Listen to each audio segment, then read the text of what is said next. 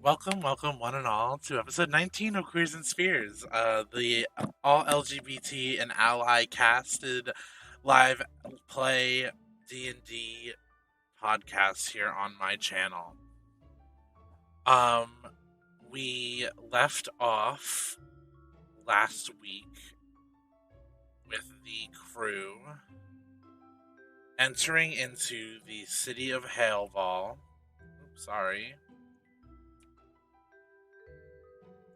Entering into the city of Hailval in the country of Larianne for the first time and meeting an unexpected guest.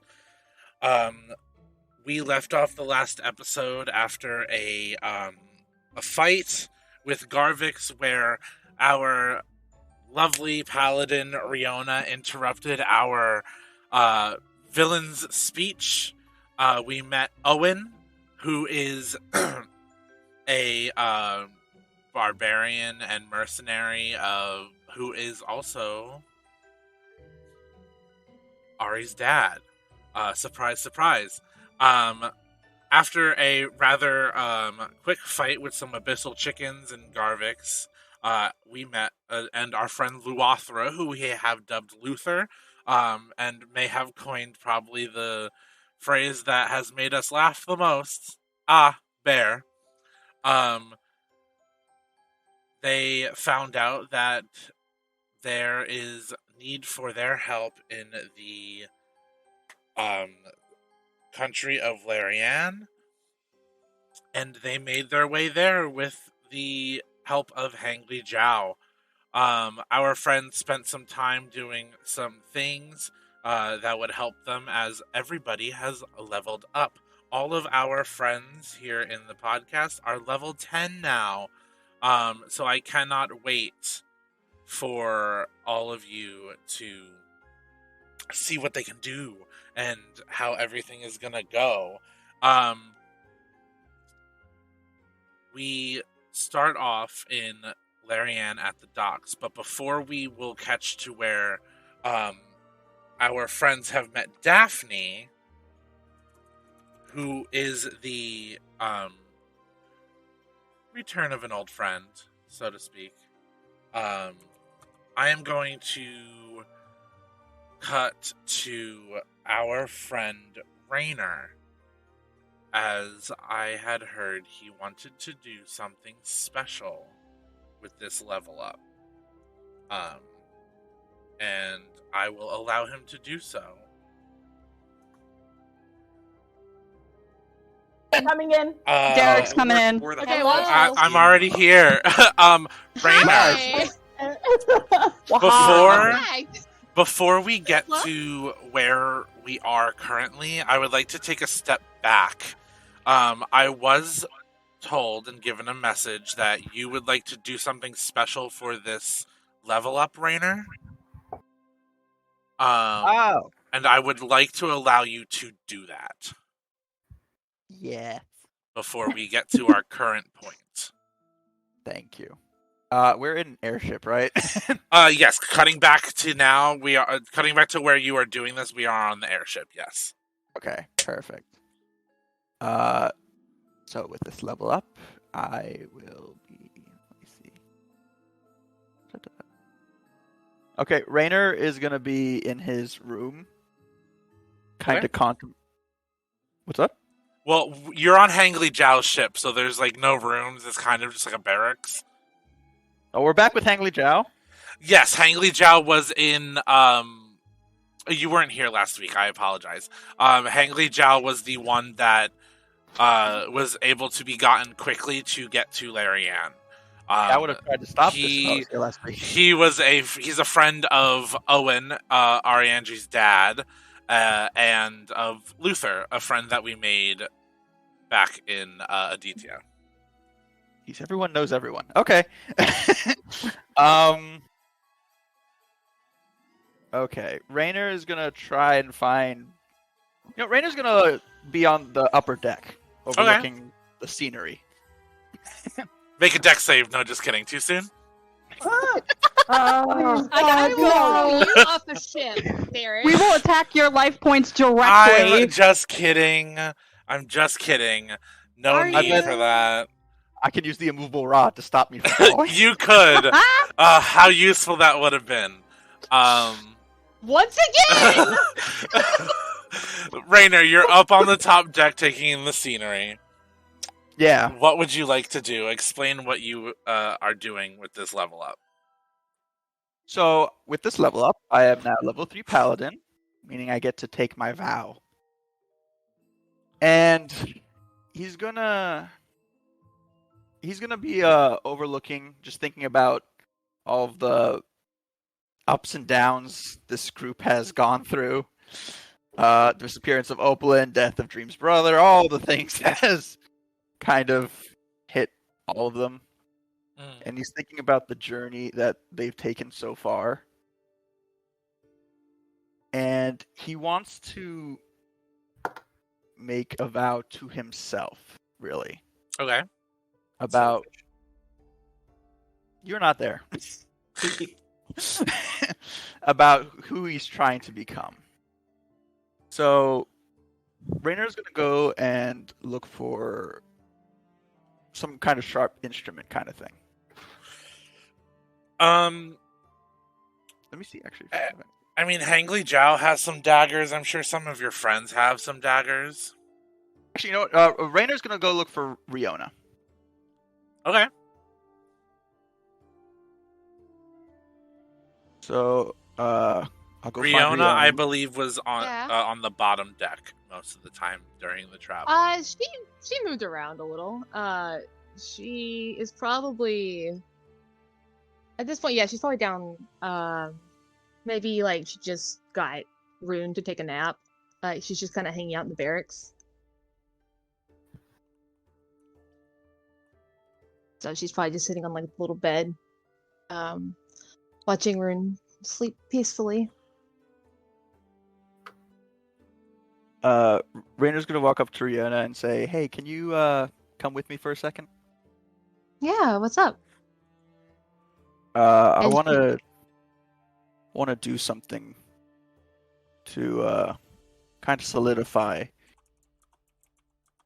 the path that I'm taking."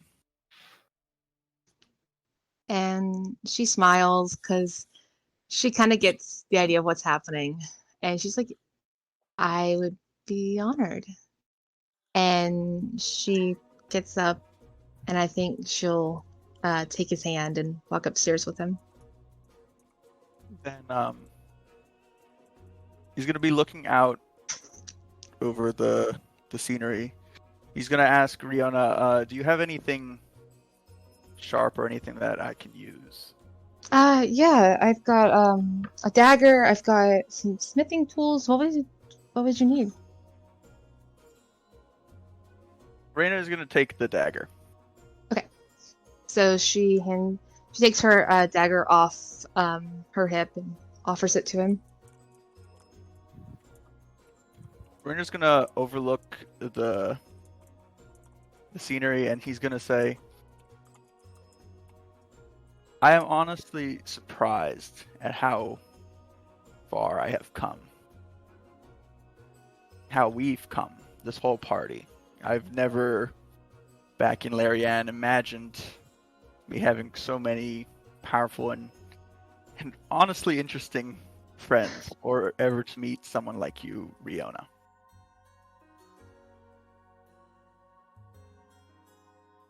Or even to shepherd a life in this world, such as the little baby dragon Rune. Everything that's happened to us has shown me that if I want something, if I want to be able to hold on to all the wonders that I've already experienced in this world, then I can no longer be looking for the approval of your mother or the other gods or anything like that.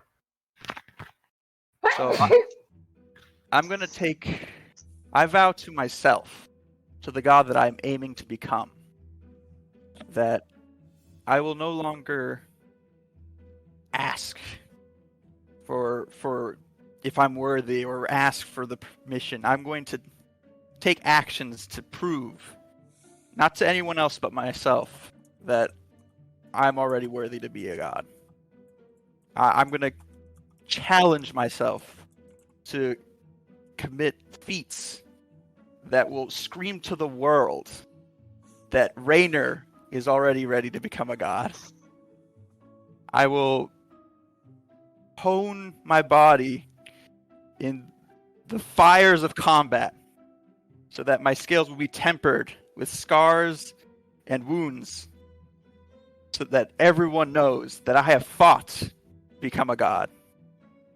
And I will make sure that even if the entire world still refuses that I should be a god, I will carve my own place into this world with my battle axe to make sure that I always have a spot that I can call my own.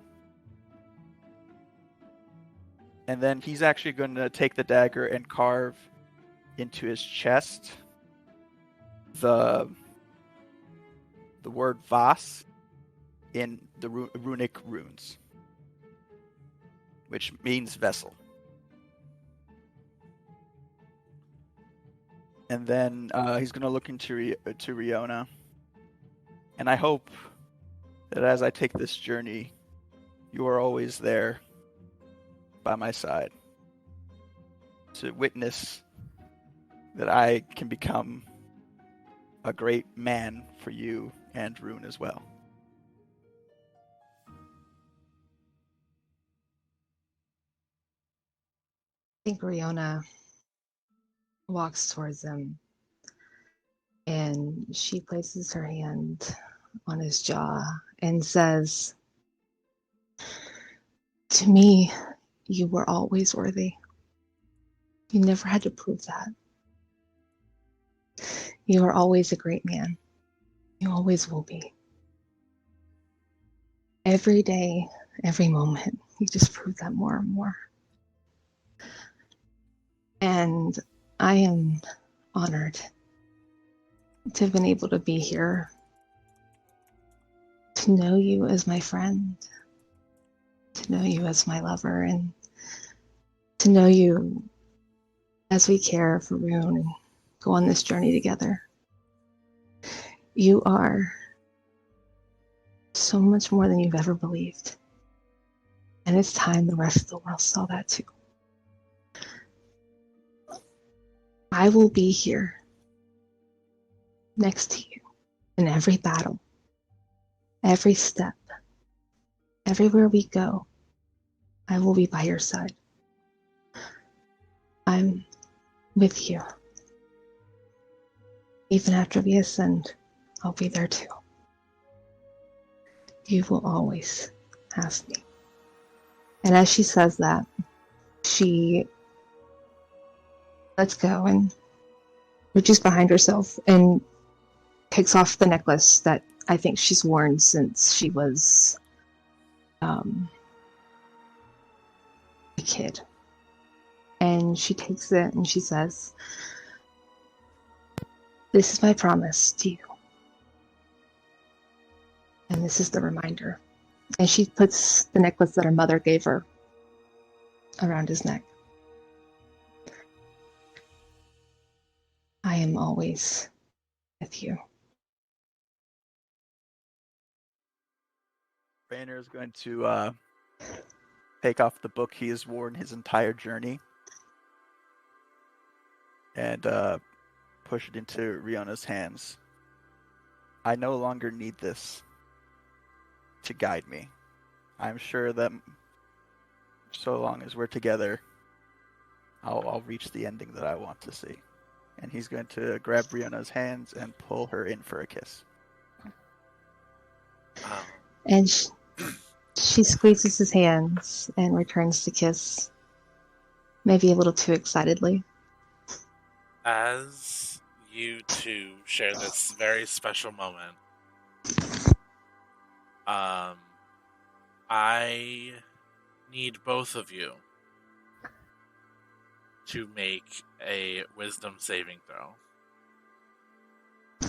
Uh-oh. It's going to be your mom. It's always your fucking mom. It's always my mom!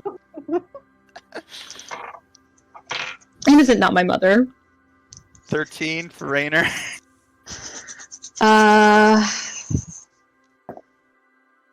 That is, and that's a, if I can read, a 21! Wow, okay. Wow, okay, so there was no, like, the DC was a 10, so it wasn't, like, this isn't a very serious thing. It is your mother. You both... I knew it! I knew it! You both are pulled from this material plane into a place of existence that is bloomed with life. Rainer, you've felt this before. Yep. You were here when you grabbed the flower back in Morganthe. You both are standing before the beautiful goddess that you know as Nuna.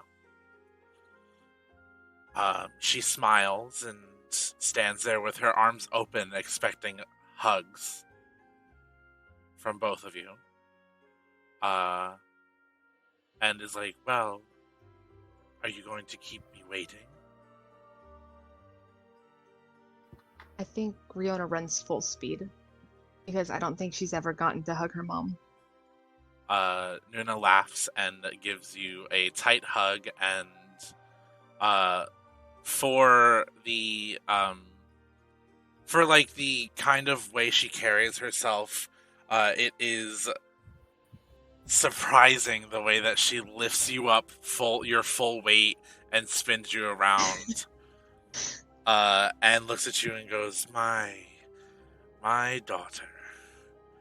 It is nice to finally invite you to this plane and have you here where perhaps one day you will reside with me. I hope so. And my champion. Or Hello, Nuna. son-in-law? I Prospective don't know son-in-law?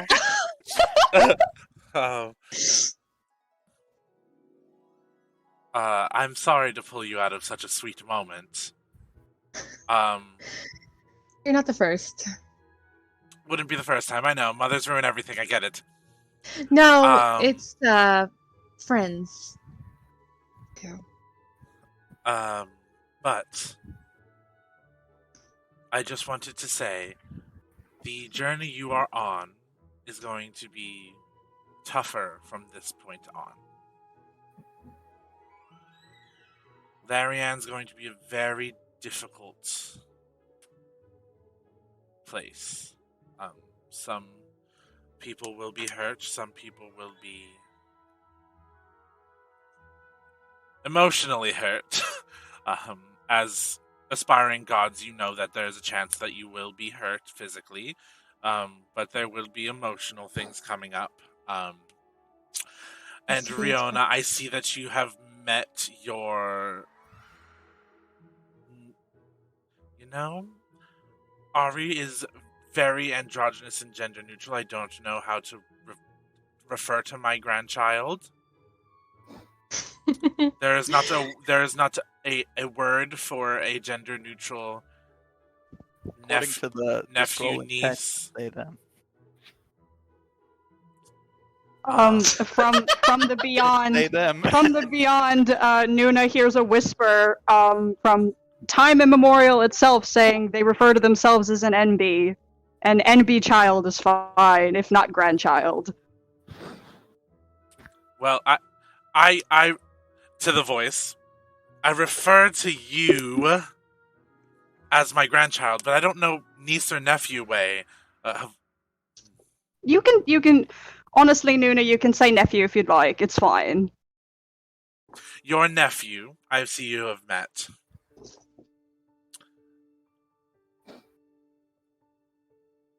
Yeah, I didn't know I had. I mean, I don't think I ever expected to meet family outside of my father and you. So Yes. this has been it's been an experience. Yes. One I wouldn't change for the world. Perhaps one day, when all of this is done, you may meet my other daughter. She was quite the whirlwind when she was younger. But I do say you two are the things I am most proud of in this time. Thanks. But I've brought you here to just have a talk. There better be a topic you want to talk about. You're pulling in this into I do. the chat. I do. He has a point. Your book.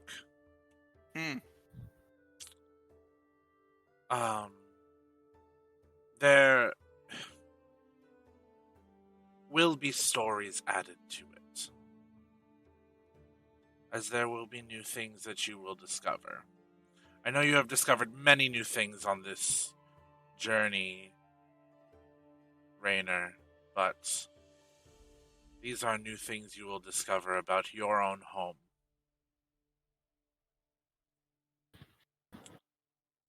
I just want to warn you that there are tricks being played and things being done in this country. I am very proud of you all for dealing with the Gilgren skirmishers. That must not have been easy, especially with Luathra screaming as he did. But, Right. I just wanted to congratulate you on your vow, Rainer. Thank you. An oath is a hard thing to take, and it takes a strong person to take one. And I hope it leads you to where you want to go the most. I'm sure it will. Well, then, I cannot wait to see you two at the seat of the gods at the end of your journey. That is all. Just keep an eye on that necklace. It is irreplaceable. I made it myself. It's in good hands, Mom. I trust it. I wouldn't have chosen him as my champion if I didn't trust him. Well, you trusted with me first. And I know I can trust him with it. I know, darling, but men. And then you guys are back on the ship. Wow. The vote of confidence, I appreciate. God!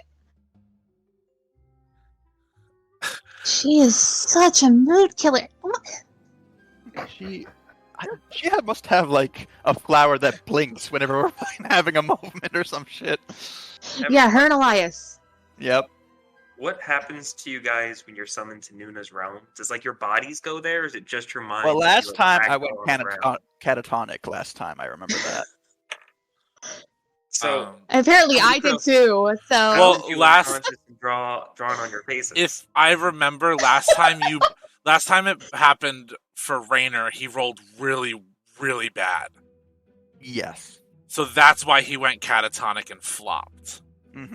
I rolled like a Riona's 4, if I remember. yeah, correctly. Riona's wasn't that bad last time, so she was able to stay standing. But, like, still catatonic, or was she... But still, like, standing still. Like, they go still and their eyes glaze over. That's not weird. No. It's also happened to Ariandri Yeah. when they were at the bar. To a lot of us, Second I thought. God, I hope that doesn't happen to me. It will. Yeah, maybe at some point. You can't escape it. Apparently the gods can Inescapable just fate. pull you from wherever they want. Because this last time I touched a flower and I went catatonic. This time I was just pulled into a different realm. Yes. So you guys are back on the ship. You are still standing. I don't know if Caliver found you and drew on your faces with markers. That's up for Caliver to decide. Do we have to roll for that? Roll something. I have to roll for that? I have to Luck roll for roll. that. Actually, I'm going to ask this. Caliver, what dice do you want them to roll, and what number do you want it to be that it lands on? If Are you giving it to him? God. Read me lying on Letting your him face. I am giving you the chance to set this DC on whether it happened or not. Wait, he has any choice? Can he like set animal handling? to Well, 30 or like he could. No, it's not. I It's can just say performance. no, it's not. It's not an ability check. So what I'm saying is like, oh, roll like D4 or D6. Roll a D4 or D6, and this number it happened on. Oh, I just picked the number? Yeah, the number I don't, or I a don't dice. actually want to draw on their faces. I'm You just didn't? saying. Okay. D100, let's go. Okay. I'm wondering what happens to people's bodies when their minds aren't there, because it's pretty weird if they're just standing there, just looking at each other really intently without saying anything. Like 5 minutes. That's exactly what happened. That's canon. Oh I no! like to They're think speaking whoever telepathically. Did find them? Didn't want to interrupt whatever that was. That is exactly what happened. They were just staring intently into each other's glazed over eyes. Listen, Caliber, it's a new form of foreplay that we just discovered. Yeah. So weird. If you want to get Straight some couples are tips, so weird. I'll let you know. So, is there anything else you wanted to talk about or do, like the two of you, before we flash forward to where we left off? There was something I wanted to do if they're done. Yeah, you can do something. What would you like to do? I did want to actually give them a little note while they were catatonic. I guess that's the best time. Okay, what does it say? It's just a note next to 2 neatly folded pieces of paper that say, open these when you need it most. And it stresses, do not open them before. When you need them most. Okay. Okay, so you guys I pocket also those? want to give a piece of paper with the same note to Kuma. Kuma. Okay. Note? Okay. I'm just gonna add it to my backpack. Note. Yeah, we'll And do. then 3 pieces of paper for Dream. He's tempted to open one right now, but he doesn't. Do not open it. Do not open that. I'm terrified of what, like... Just as a hint, it is the spell Glyph of Warding, so if they open it, it will open the spell that's embedded in them. So do Okay. not open it. Oh, yeah. Oh, okay. Oh, Okay. that's fun. Since we Okay, had 2 cool. days on the ship, I had time to write 6 Yes. lists. Yes, you did. Since Califer gives Dream the paper, Dream is And now Dream convinced is that not Califer wants to catatonic, write. I actually tell Dream what they do. Yeah, I was gonna say Dream would just think that Califer wants to write songs with him. He thinks they're a band now, but I've added to the band. Actually, I think Dream's the only one who's ever played an instrument with me. Yeah. He played Yeah, the piano the first time you guys met. Yeah. It was not well, but he played. he's like, this is his way of asking him if he wants to be a musician with him, and Dream accepts. Okay, so if that's where we'll leave off No. and everything, we will flash forward. You guys are now on the docks of in Haleval, and have now just been confronted with Dafni introducing herself to you guys.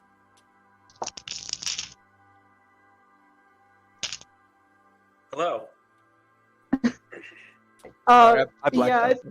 Is Dafni the Ari, Ari will kind of step forward and offer their hand to shake and say, "Oh, it's a pleasure to meet you, Dafni. Thank you for meeting us here." So, Dafni is just a little 4-foot satyr.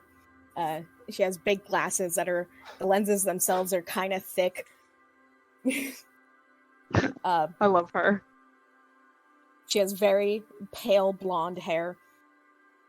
And she's wearing like a green tank top with a sheer long sleeve overlay top on top of that just has like little gold suns and moons over it. And a long matching dark green skirt to like cover her satyr legs. And she like glances along the party and just real quick looks down at a magic 8-ball in her hand and quietly mutters to herself, "Am I with the right people?" Before she starts violently shaking it. "Without a doubt. Okay, yes, I am where I need to be. Hi!" And she reaches forward and like takes Aries' hand and like shakes it a little violently. Just in eagerness. Ari very much just like grins at that and is like, "Oh, yeah, absolutely, pleasure's all mine." And I think Ari, yeah, I was gonna say Ari just gestures to the rest of the group. I'm gonna go in for the handshake too and say like, "Hi, I'm Caliber. You probably heard of me, and I want to slide an autograph into her hand." Should I roll history on Dafni to see if she knows who Caliber is? You give me a history roll, and Andrew, Caliber, give me a sleight of hand check. A smooth roll. Nice, I got a 9. A 9. It's pretty obvious. You've done this better, but you kind of just like slap your hand into hers, and you hear the paper crinkle. That adds value. Yeah. Well, what did you get for your history? Dafni got an 18 for history, so she definitely knows who Caliber is. Yeah, you know who Caliber is. Sorry, I'm big fan. Is this an autograph? Oh, sick! Somebody with taste. She like folds it up and carefully shoves it into like the bag that she holds the magic 8-ball in. "Hi!" And she reaches over to like try to shake your hand. Does her hand just pass through yours? Maybe like we catch it like you're in my hand and it's a little cold. Oh. Hi! I think I've been dead a while. I should know how handshakes work. Yeah, this is the rest of the group. They're cool. Caliber, what are their names? Dream. Okay. Rainer. Okay. And the rest. Amazing. Wow! Amazing. I am going to say that. Wow. I am going to say that Avron's moving to. Avron has ever introduced himself to me. I don't think he's introduced. We never. I do not think any of us actually know Avron. No, not the name. Ari does. Ariandre is the only one that knows Avron's name. Opalyn did. Yep. Oh. Liz, I'm so sorry, but Avron is moving to gnaw on one of them goat legs. I apologize. No, he's not. Ariandre scooped that bitch up. No. Here's the thing. Instinct.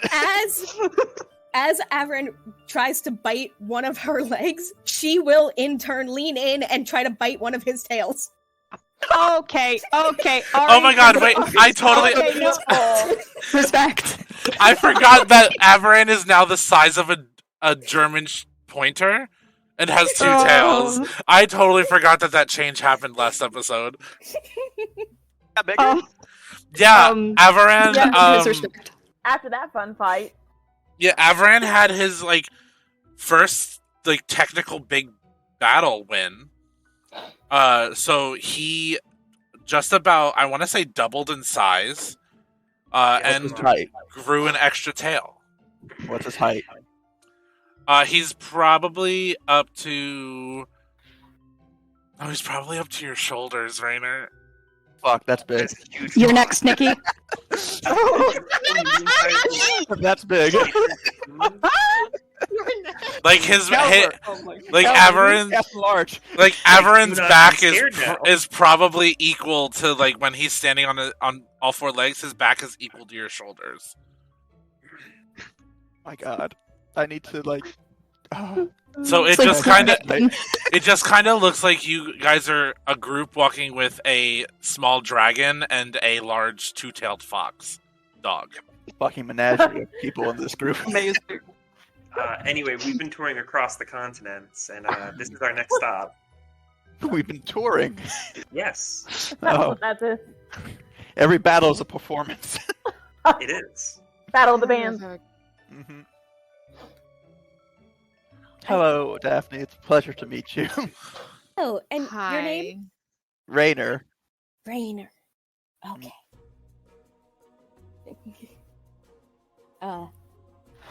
Dafni will reach into the little bag that she carries her magic 8-ball in, and she pulls out a gold medallion that is just lightly glowing in her grasp. I had a feeling that I had to come meet you guys, and I found this in the road, and I tried to bite it. It's not What do you chocolate, and I was mean? very upset Hold about on. that. What do you mean you found it? I just found it. It was just lying in the ground. I do an insight check. On what, Dafni or the paper? Yeah, Dafni. Or the because- medallion? All our medallions doesn't- gold? Some of them are, some of them aren't. They have all glowed different for you guys. Oh, okay. I thought this was a backstage pass. For you, it is, Caliver. Yours took yeah. the shape of a backstage pass. This is VIP. VIP, the afterlife. No, it says VIC, very important Caliver. There we go. One of a kind. That's exclusive. I more so just want to make. I Only just for want to caliber see. use. Hmm? I just want to see if she's lying or not. I don't trust her. Okay. She's too nice. She's too nice. She's too damn nice. We can't trust anyone anymore. We're gonna got issues, man. It's just That's gonna be a 14. 14. She did, in fact, bite it and think it was chocolate. She's not lying about that. Yeah, she knew that. She figured that, but she can't tell if she's not lying about when she found it. I mean, she seems truthful. I'm gonna hold my suspicions. But Do As we you- still have everyone else's? Do we have opalins? I thought it was in Elias's bag. Task list, not the medallion. I thought it was in So Elias's bag. you guys lost 2 medallions. Yeah. we didn't lose them. You had. I'm not saying you guys physically lost them. In the events that happened, 2 medallions were lost. Opalins and the one that Opalin was also holding on to. Did he just vanish? They we lost vanished the with her body. No, because I thought a lot. Because Opalin never carried anything Except for Opalin her carried- medallion. Opalin only ever carried her medallion, and then when Kaivalia and Noctli left, they left the medallions with her. She held Yeah. onto them as well. They were Yeah. the only thing she She carried. only carried the medallion. I have the paper, the task list. Yes. We have a task list. Yeah, the Yes. one that's been listing all the places where we're spreading our name in. The Oh. one in the fox's stomach. You know, I Check thought those that check was boxes on the fur. where we were performing. I guess it's Little still tummy somewhere. marks. It's your itinerary, Caliber. That's Yeah. what it is. Yeah, it's your tour it's your tour dates. Yeah. Yeah, she doesn't seem like she's lying. Okay. So Riona's gonna be like, You know, right. Rainer, you haven't checked those papers in a while. That is true. Actually, can I check to see if I even still have opulence? Because usually the paper would teleport to the person or start moving in that direction. You can check it. Sure. Is it there? You do have 2. Okay. But, do you open them? Yes. But, one now says Dafni. Oh! It's not mine, is it? No. Okay. Yours? Yeah, you know, Rainer, you just had this meeting with Nuna. God, my task list was taken. Like you just had this meeting with Nuna and everything, and made this powerful oath, and they're just like, yeah, fuck this guy. Daphne's here. Like, damn, I've been replaced. Okay, so I have Daphne's God task list. Yeah. I'm not gonna. I'll just hold on to it. Okay. It says Farius, Morganthi, and the third one, right? Valori, right? Hers are not checked off there. They have minor checks, but not full checks. Okay, and mine? Yours are fully checked off. Okay, for Valori as well, right? Yes. All right. Just want to make sure. Dot the I's, cross the T's. Yep. Back in the backpack they go. So, you guys are all talking. One of the dock workers is like, if y'all are looking for a place to stay, I heard the best tavern in town is the Blushing Crow. What's it called? The Blushing Crow.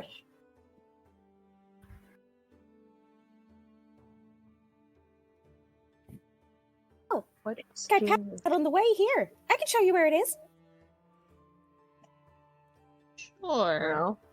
Dream would actually, he's like, I haven't introduced myself, and he steps up. And there's a friendly smile on his face, probably borderline flirtatious, knowing Dream. And he sticks out his hand, he bows his head, he goes, my name is Dream. Dafni, right? Just like with Ariandi, Dafni like kind of just grabs his hand in both of hers and like just kind of violently shakes it. So nice to meet you guys. He shakes a little bit, and he's like, he said, "Oh, okay. It's nice to meet you too." I couldn't help but notice you were worried about not being in the right place, and then you asked what is it that you have there? And he wants to kind of motion to her magic 8-ball. Oh, and she pulls it out and like holds it in her hands and like kind of rotates it around so he could see. It's my arcane focus. It's what gives me my powers. He's looking at this, and he's never seen anything like it. He kind of concentrates on it. Can I see if I get any magic properties from it or anything? It won't work for you. Here, and she kind of just plops it in his hand. He's kind of uncomfortable, and he's rolling it around. But do you just ask? As he looks into it, the die that sits in the middle of a magic 8-ball just sinks to the bottom and won't float to the top. The hell? Wish I could say that hasn't happened to me before, but If I had a nickel, I'd have 2. yeah, yeah. Which isn't a lot of times, but strange that it's happened twice. Oh my god. Oh my god, Dream needs a break. Dream's just out here with these elves. I'm so sorry. Are you flirting with the magic 8-ball, Dream? Does it want me to? Roll for flirt. If it wants to be flirted with.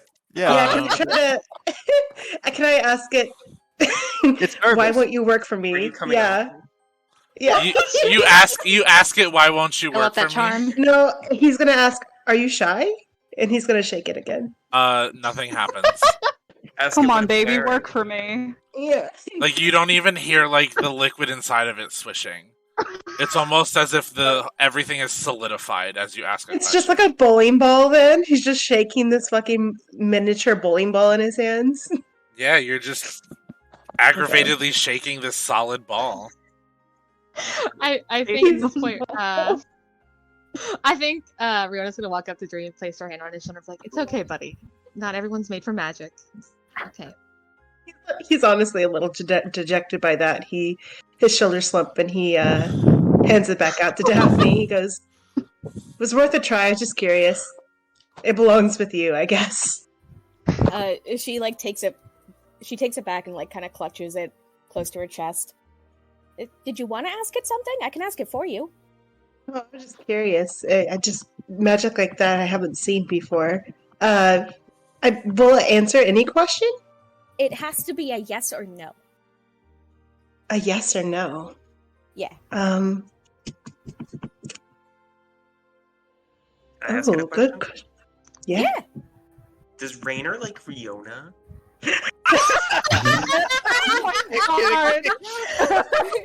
Here's a fun fact, audience. I have an actual magic 8-ball in my hands, and I am shaking it, and I will read what it says. Oh my god. If it says the correct answer, If that magic 8-ball lies, I'm Highly hunting. unlikely. Does Rainer like Riona? if it says the right answer, I'm ending stream Yes, right now. definitely. Yeah. And Magic, scream, baby. and scream. Wait, what did it say? I didn't catch Said that. yes, definitely. Oh! He sure does. Oh my god. She gets a little contemplative look on her face and starts wildly shaking it again. Does Riona like Rainer back? Damn. Hold on. Yeah. It better say definitely. Outlook good. Oh, okay. Okay. Those are good odds. Those are good odds. There might be a little hesitation, but yes. As I have a question to ask it. as you Before we guys go are Oh, doing all this, sorry. Elias walks up and goes, "Perhaps we can continue the fun at the tavern." It just Oh, yeah. I'm a little hungry and Mood killer. Why don't James you says, ask- I feel a I do little have a sick question. from Hangly Zhao's driving. Dream has a question Not later, fair. and he kind of looks at Daphne, and he kind of whispers, he goes, "Later, I might have a question, if that's okay." I think everyone should get a question. One Yes. question per person. This is how we introduce Daphne to the group. Yes. Yeah, she's our fortune teller. Oh my god. We just ask her mundane questions all the time. Yes. Should we go left or right? Did I wear pants today? So- That's the big question. No. You guys will all get a question. Don't you Yay. worry. Jokes on you, I never wear pants. Oh god. Neither does Daphne. Skirt. No pants club. How about Or Rainer. Rainer doesn't wear pants either. Or that? Averin. Or Averin. There's a lot of no pants wearing people here. Clothes. Pants party. You guys head over to the Blushing Crow. It is about a 20-minute walk. It's in the city center. You see this gorgeous building that stands on wooden pillars around the outside with like craggy stone walls on the outside, and as you walk in, it is a beautiful pine and stone interior, and the bartender beckons you guys over Homie. and says, "How may I help all y'all?" Hi. We're looking for a place to stay for the evening, if you don't mind. Why, I heard sure. you guys were one of the best places around. We are, and we just so happen to have a couple rooms open this evening. Well, we would definitely appreciate that. So, how many rooms do you guys need? Oh fuck! This I is the think- worst part. How many are available?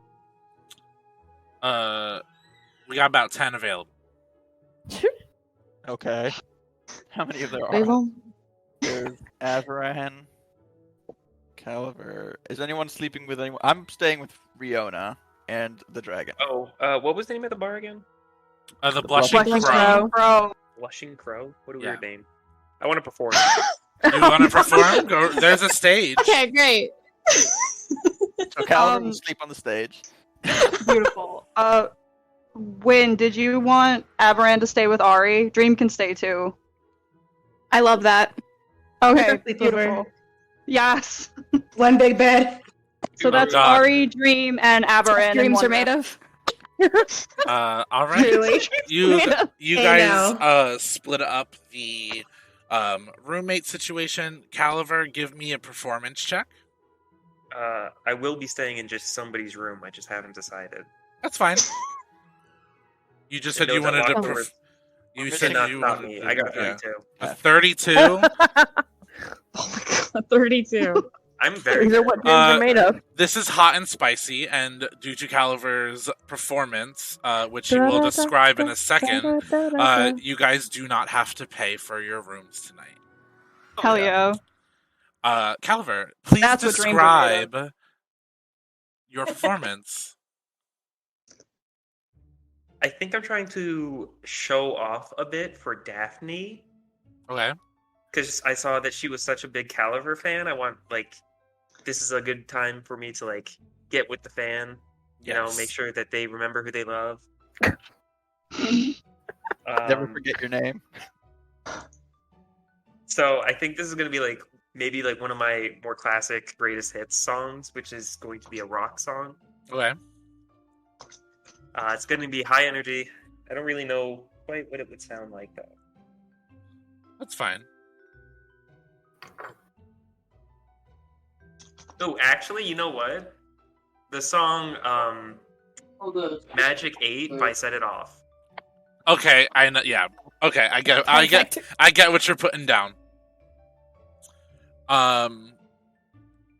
Wait, Caliver, is that actually on your playlist? No. It was on Opalin's. It was on Oakland. Opalin's. So just so the viewers know, in our Twitch About section, the portraits of our players, if you click them, it will take you to playlists for those characters. Just for future thought, if you guys want to get a feel for the characters that are displayed down below. Yeah, so Caliver, you perform.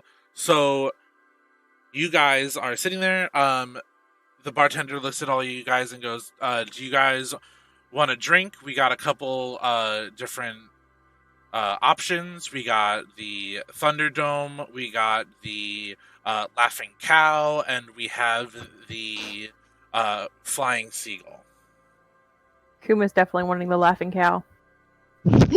You're ordering a Laughing Cow? For sure. Okay. I think Ari is gonna get the Flying Seagull, and also by the way, my goods, actually, Derek, I forgot to ask, what are the pronouns of the person at the bar? The person at the bar goes by he, him, they, them. Okay, beautiful. So Ari's gonna be like, my good gentle person, if at all possible, do you guys have any type of jerky or just scraps of meat for my good fox friend here? I mean, I got whole Gillorts on sale. They're about 5 gold. Alright, I'll take one of them. Awesome, I'll put the order in. Any other drinks? I'll tell you, the Thunderdome is our most popular drink. What's in that? I'll tell you, it's got a little bit of sour candy liquor, a little bit of a green apple, a little bit of lemon. The glass is rimmed with sugar, with a splash of a little blue magic, as I like to call it. Okay, well, I will take some Gillards for my dragon, and can I just get a shot of whiskey, please? A shot of whiskey? Sure. Derek, I have a question. Yeah. How tall is the bar itself? The bar is probably 4.5 feet tall. So Daphne's shorter than the bar is. Yes. Do you want a hand up? Technically, so is Rainer. Daphne's just gonna kind of walk up to the bar and kind of wave her hand at the top, just try to get somebody's attention, and just quietly orders a lemonade. Aww. A lemonade? You Kuma got will it. definitely offer hands up. You got it coming right up. After she gets it, she's gonna go like into a more quiet area of like the tavern part of this bar, and she reaches into her little bag again and takes out a really thin blanket, sets it down, sits down on it, places her magic 8-ball like in front of her, and then just sets up a little sign that says fortune telling. And just kind of sets up shop. Cute, I love it. All right. So cute. Dream. Mm-hmm. Give me a perception check. He's got plus 12 to perception. So you got a 28. A 28? Yeah. Yes. You see a guy come up and he orders a Thunderdome, and you see the bartender talking to him for a second, and then he tells him to, you hear him say, head downstairs after you finish your drink. And he finishes the drink and heads downstairs. Do I recognize this man at all? Nope. I feel like Dream would be a little nosy. He's got nothing he's doing right now. He's gonna kind of like eye him because he noticed him for a reason and subtly try to follow him. Okay. You go to the stairs to the downstairs room. All right. You go downstairs and the guy's not there. Dream kind of like looks around the room. Is he standing in a room right now or just outside of it? He's like, you're like at the bottom step and looking at a whole room. Okay. And the guy who walked down here isn't there anymore. Was this a goddamn trap? I swear to God. Dream is probably. Dream's gonna like look around and he's gonna try to listen and try to like, his eyes are trying to look around the walls and see if there's like any catches or any trapdoors or anything. Give me. What do I want to do for this? You can give me an investigation check for a trapdoor. 22. A 22? Mm-hmm. Tell me where you are searching specifically.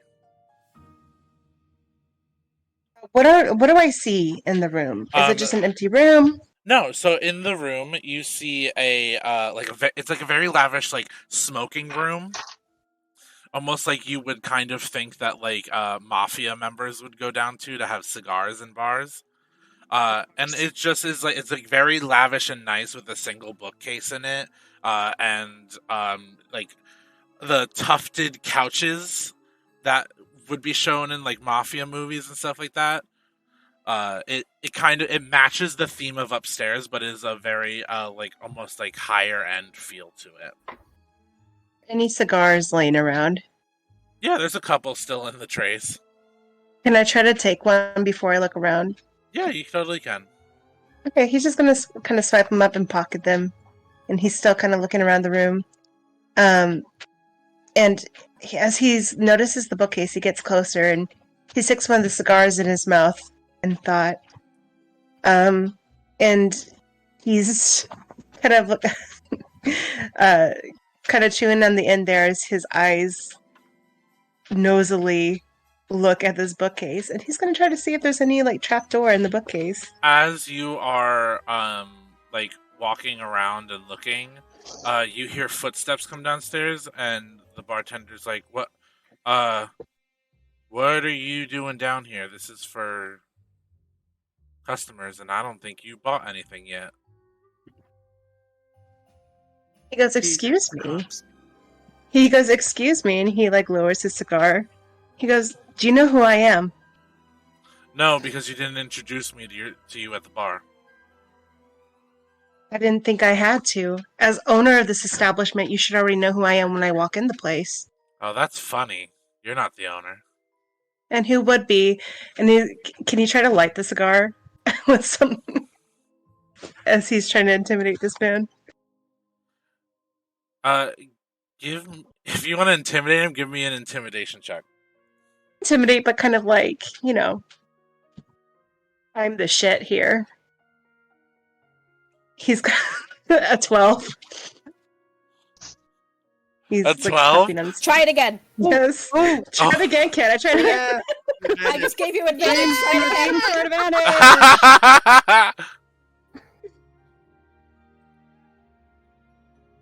5. No. He doesn't get the cigar lit, and he's still like holding the cigar. He raising looks his at eyebrows. you. He looks at you and goes, "The little cub was in here earlier, about 20 minutes before you guys walked in. You're not the owner, trust me. I'm the owner. You can come upstairs and get a drink if you want. Then you'd be allowed down here. I suggest you try the Thunderdome. Most people order it, and I don't know why your friends didn't." This is the. Has he heard the word the Thunderdome already before coming in? Hmm? Has he heard like this guy mention the Thunderdome already? The Thunderdome was one of the 3 drinks he mentioned when he was telling you guys about the drinks they had. It was the Thunderdome, the Laughing Cow, and the Flying Seagull. Something about the way he's trying to get him to order the Thunderdome specifically kind of like tingles at his bullshit senses, which he does. Bullshitter knows a bullshitter, as he likes to think. And can he like sense any like suspicion around this guy? Give me an insight check. Okay. Please don't be a nat 1. Oh my god, yes, nat 20, baby. 28. Nat 20? Yeah. So this guy's not trying to bullshit you into anything. Okay. He really likes the Thunderdome, and he tries to oversell it to everybody. God, there's like lightning in his. Bless it. Oh my god. You also you get that it's just a drink. Like there's no like added stuff. Like what he said was in it is actually in it. No lightning. No lightning. One of the symptoms of liquid lightning is pushing the product to others. We've seen it. Dream doesn't want to leave this room. He wants to continue investigating because he's a curious cat. What can I say? He wants to keep looking around. But so his eyes, he kind of like looks this man up and down, and yes, he absolutely is flirting when he says, "Why don't you go buy me a drink and bring it to me, and then we can drink together?" I can't buy alcohol on the shift, sir. Aren't you the bartender? Yeah, but I can't buy alcohol while I am on shift. Dream reaches into his like chest, like his pocket, and he gets out a coin and he kind of like flips it towards him, and he goes, "Find someone to get it for you then, and get yourself one while you're at it." I also can't drink on shift, sir. What the hell kind of establishment is this? One that is run with rules. What are rules if not meant to be broken? Live a little. What's your name? My name? Yeah. My name is Kyle. Kyle! The bartender's name is Kyle. Yeah, look. Kyle! I just started here not even 2 weeks ago. Oh, Kyle's gonna get fired. I'm just trying to we try to upsell some drinks. Like the Thunderdome is a really popular drink. Like I just come up and try it. Once you buy something, you're allowed down here. This is just for customers. Like people who haven't bought stuff aren't allowed down here. What if I said I could pay you more than this place ever could if you join me and my friends? Give me a deception. You helped me. Dream. My 21. This is not it. A 21. On a nat 20, he sees right through your bullshit. Oh man. He's like, look, the little cub pays the best wages in Larianne at the Blushing Crow. Dude, just try the Thunderdome, and then I can let you down here. No, now you can't on principle. You gotta do something else. the little pub that you saw, we're like this, and he goes, "Oh my god, we're both owners." I'm so really. This is why that I am. I've never seen you frustrated with you, around here Kyle. in the 2 weeks. If Well, you were Kyle, like this, to be I would frank, see you. I haven't seen you around either. I'm just beyond. Like, I come here all the time. Ask Frank. Frank knows me. Look. Okay. I'll do this for you. One time. Thank you. If you can answer a riddle, I'll let you stay down here. Oh, we got this. I love riddles. What cuts Seems across cities and fields but never moves? Dream's like, I'm sorry, you mumbled a little bit. Can you repeat that? What cuts across cities and fields but never moves? As I think Dream's stalling, he keeps asking him to repeat it. You don't have to repeat it, Derek. I heard it clearly. He repeats it, and he's like, I'll stand down here as long as I can. I got someone to cover the bar for me while I came down here. I think I know what it is. I want to help. Everyone's got differing.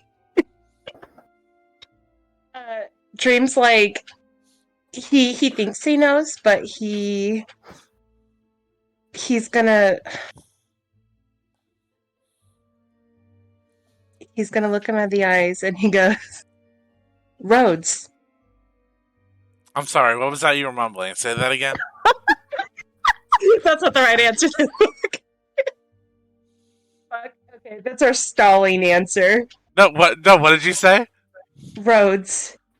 Alright, you can stay down here. And he walks upstairs. Oh my god, okay. Give me that investigation. Job well done. Give me that investigation check again. Dream was like skiing moguls jumping from lie to lie. 24. Dream has 24.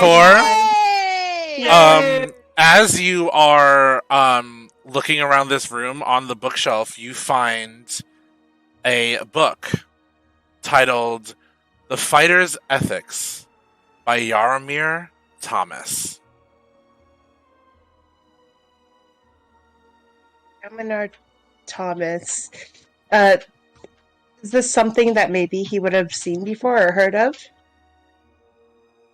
If you've been to Larianne before, probably. Dream has kind of been all over the place, so he would recognize that name more than likely, at least in passing.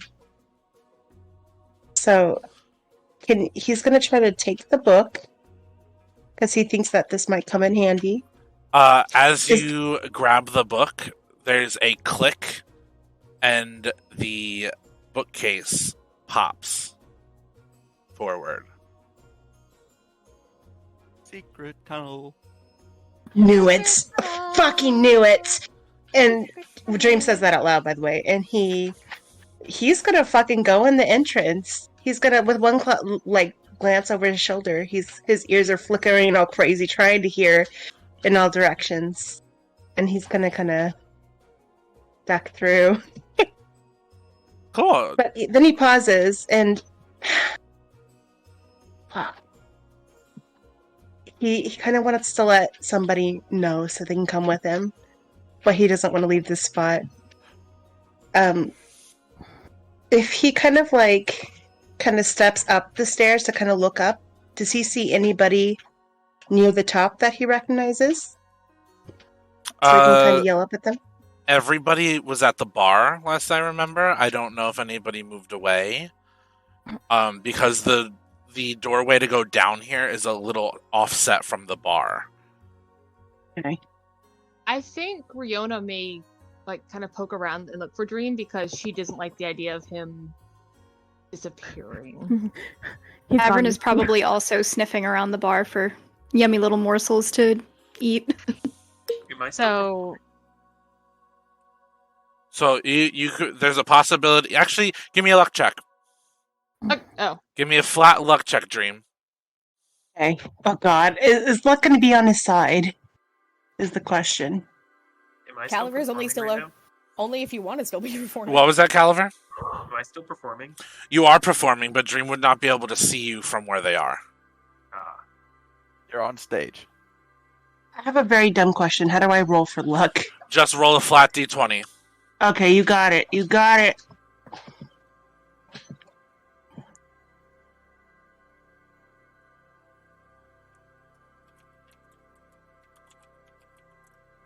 I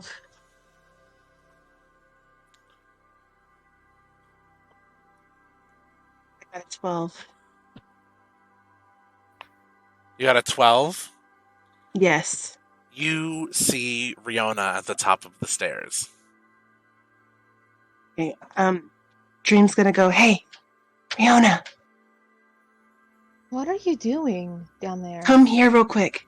Don't make any scene. Just come on, trust me. I gotta show you something. He Then goes, Rihanna takes a breath and like looks behind her and then looks down at him and says, and she follows and she goes down the trust stairs. me, I found something cool as hell. I'm coming. We gotta go before that strange little man Kyle comes back. He's such a freaking buzzkill. Come on. The bartender? I don't know. I think so. Fucking Kyle. He was a Fucking gnome. Kyle. He is a literal small man. Aww. Aww. Fucking Kyle. Can you believe he didn't believe me when I was talking to him? He was rude as heck. What did you tell him? That doesn't really matter. Come on, I gotta show you something. Yeah, she rolls her eyes and just follows him. And she's like, I'm going to regret this, but she continues to follow him. So you guys go down the stairs. Yes. Yes. Once down the staircase, you see it opens to a room that is like a theater itself. Almost like a stadium at the sheer size of it, with 3 levels of seating and an MMA style octagon ring in the center. As you guys are walking in, give me a perception check.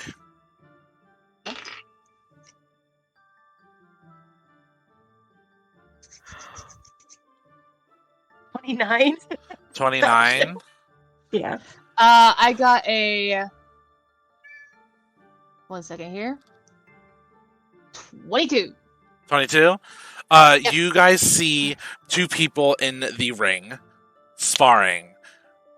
You see someone you've never seen before, and you see Luster, the Goliath from Valoiri, sparring with this person. My God. And at this moment, Oh my God. Mick, could you please introduce your character? Absolutely. So in the ring, you see a woman standing about 6'2", long blonde hair pulled back into a braid of sorts. She's wearing leggings and a cropped shirt. Her hands are wrapped in bandages, and she's barefoot. You see her swinging at this Goliath as they are fighting in the ring. She's got a bit of a smug smirk on her face as she is fighting this Goliath in the ring. And for a second, as you're fighting, Lester stops and looks up and goes, "Ah, Dream! Didn't think I'd see you again so soon." As Luster looks up at Dream, Evangeline takes this opportunity to take an opportunity attack against him because he is distracted. So what would you like me to roll for that? Just roll me a to hit. Delightful, I can do that.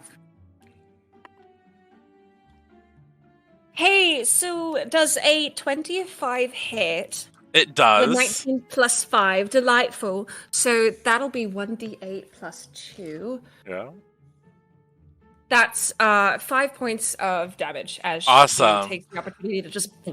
You crack him across his jaw as he looks up at Dream, and he goes, "Oh, you are something else, Evangeline. But I think you have some guests. Shouldn't we greet them? We can always spar again another time." This is only the warm up, darling. And with that, I'm going to go to the door of sorts and out to go see who just walked in. Yeah, so you walk up and you see Dream and Riona standing there, staring down at the ring. Luster comes up behind you, and he, though you can't notice this as he's behind you, and also quite taller than you. He is waggling his eyebrows at you, Dream. Dream's gonna kind of slink back behind Riona a little bit. He's gonna go, fuck, he's gonna think I'm stalking him or something, Riona. We gotta make a reason why we're down here. No, we don't. We're here because we came down to see what this area was about. Yeah, you're right. There's no reason why. Dreams. He's like, yeah, I'm gonna play it cool. What the hell are you guys doing? Oh my god, Dream is pathological. Well, I think Riona just kind of. Can Riona like put her hand over his mouth? absolutely. There's no to hit or anything for that. They've already seen us, though. Yes. Yeah. Well, she's just trying to shut Dream up so he doesn't say something. I mean, no, he's just saying, "What the hell are you guys doing here?" That's all he said. This is called the gym. And I am the owner of the gym and the Blushing Crow. Oh my god. Does she have a cigar? Well, Who said that? Yeah, Dream still has a cigar in his mouth, by the way, and it kind of like dropped. Oh, you found the prop cigars. That's lovely. You do know that's paper, right? Those aren't real. I don't think he. Dream lets it fall out of his mouth into his hand. He clears his throat. He goes, "Yeah, I knew that." And he kind of throws it over his shoulder. Yes, I'm sure. And who might you be? He takes a step forward and he pulls himself together. He goes, "Sorrow of Dreams, but you can just call me Dream." Right. And So your name is Dream. yes. Delightful. Evangeline Thomas. Most people know me here as the Little Cub.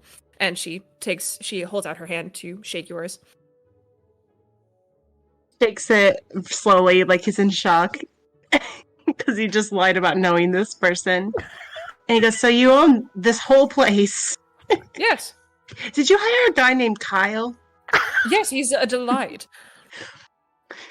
Yeah, I love that guy. Yeah, a wonderful little gnome. He's very good at his job. He's really good at making drinks, truly. Yeah, that thunderfuck he makes is wonderful. The Thunderfuck. That's a different move, Dream, and you know that. The Thunderdome. The Thunderdome. Yes. Yes. The Thunderdome puts Anyway. me on my ass. Well, yes, Right. the Thunderdome. I'd like to see that. Okay. Dream. It's okay. Okay. Oh yes, Hi. the Thunderdome is meant to be a bit of a passcode of sorts to get in here. You drink the shot and answer the riddle, you get free pass into the gym. So, these fights are. Do you host fights here, like the thing we're not supposed to talk about? Like Dream, take a moment. like Gristle did? Dream, Yes. No. Riona's gonna take a moment to look at Dream and say, "Dream, where were we just at? That had a similar situation, similar to this, where you had to have a passcode to get in. Think about it. Just think for a moment." But I'm asking. I'm trying to figure out if these two are connected. If they're all connected. Yes, they're obviously connected. Well, Yeah, but by who? By her I'm or by somebody else? no, look. yes, a lot of the club owners know each other, but they're not connected in that way. Oh, no, Lester and I are friends. We fight on the regular. Yeah. As Oh, I most wasn't- relationships do. Yes. Well, if I may, it's a pleasure to meet you. My name is Riona. And that was some pretty impressive moves you've had there. You are quite skilled. Oh, thank you. My father taught me everything I need to know, and I started this He place. taught you very well. Thank you. He's considered to be Yarmir Thomas, the bear of High Vol. Can I do a history check to see if I know anything about him? Yeah, you can do a history check. Okay. It's gonna be a bit of a higher DC for you because you haven't really left Farius before now. No, but knowing that I was in an area that had a lot of fight rings, that name might be something I've heard.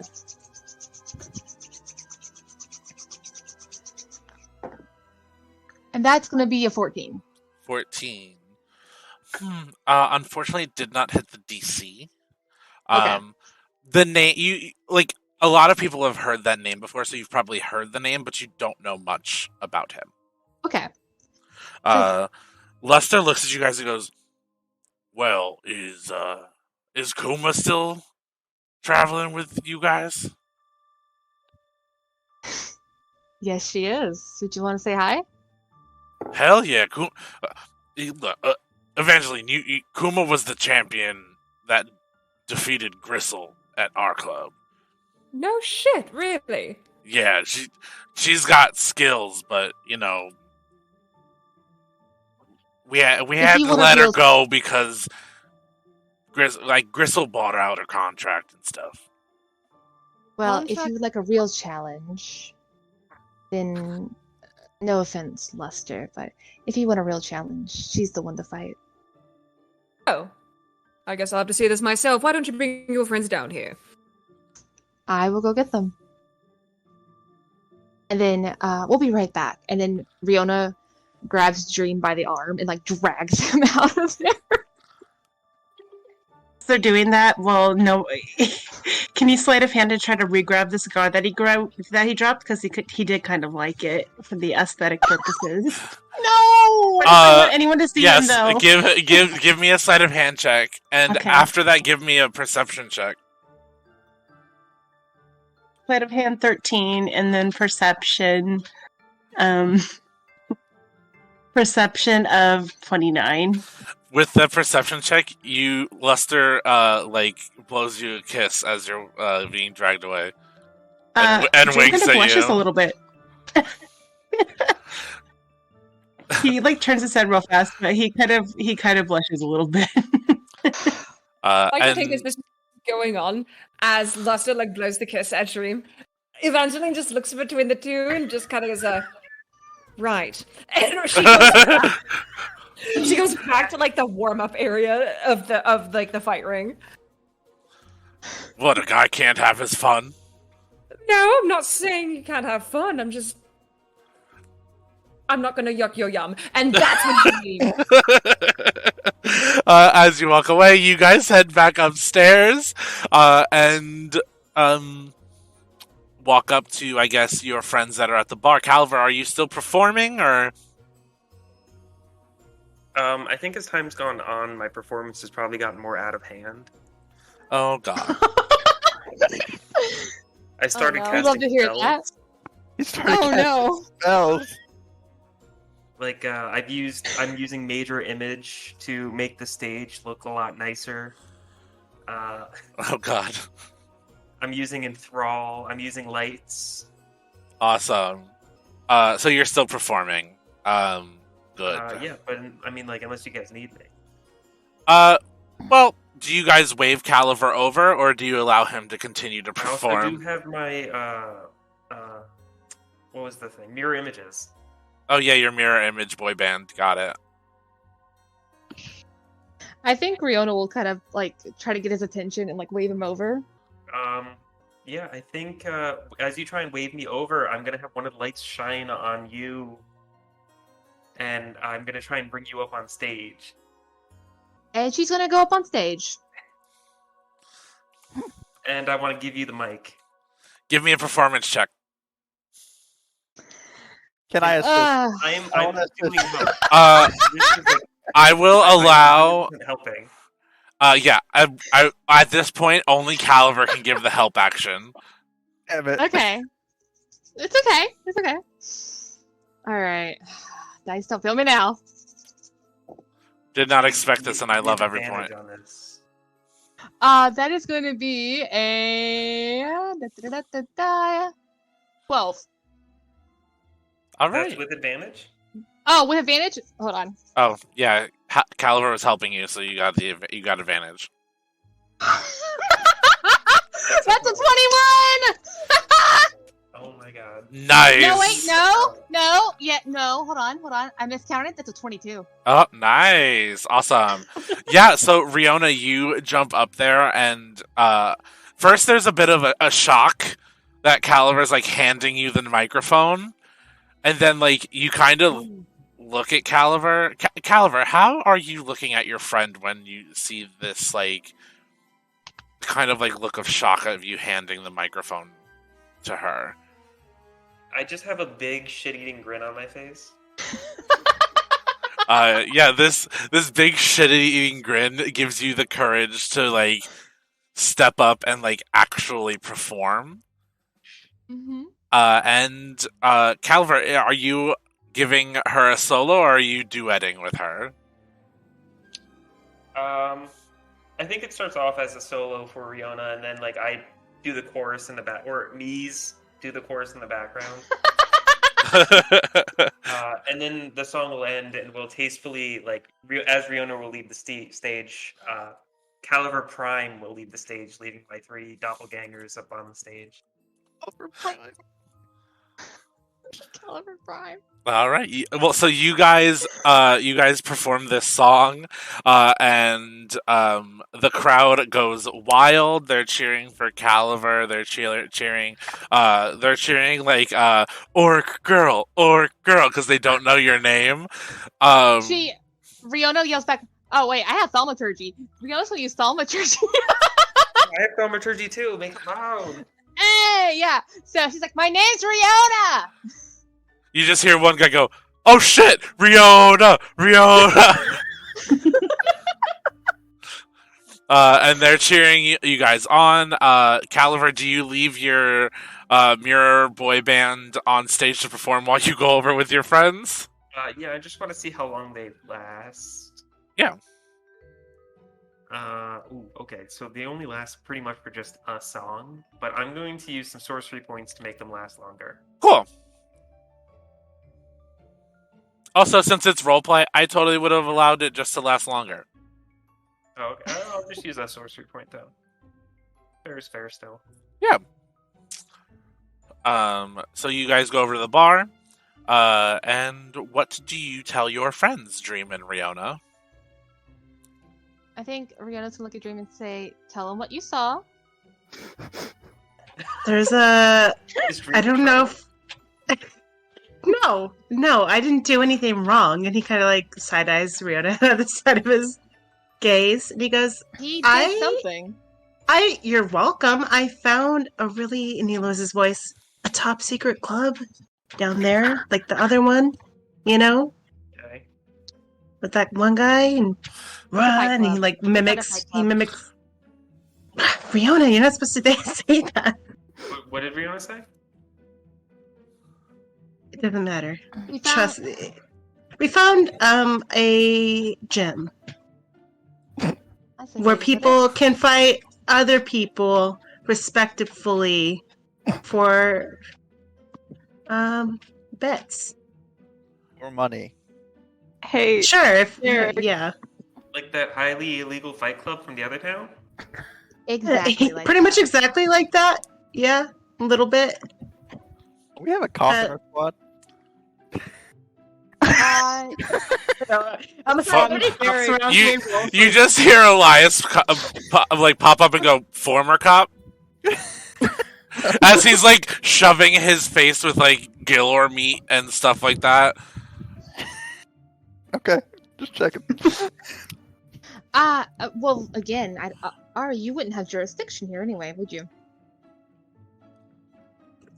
Are you guys talking to me?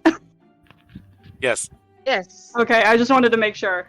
And Ari kind of shrugs and just goes, "Listen, I think you guys have failed to remember that I also participated in that same fighting ring and lost to Luster, nonetheless." I was gonna say, Ari you'll get there, a Ooh. second chance. worst cop. Dream, how do you react when Ari says Luster?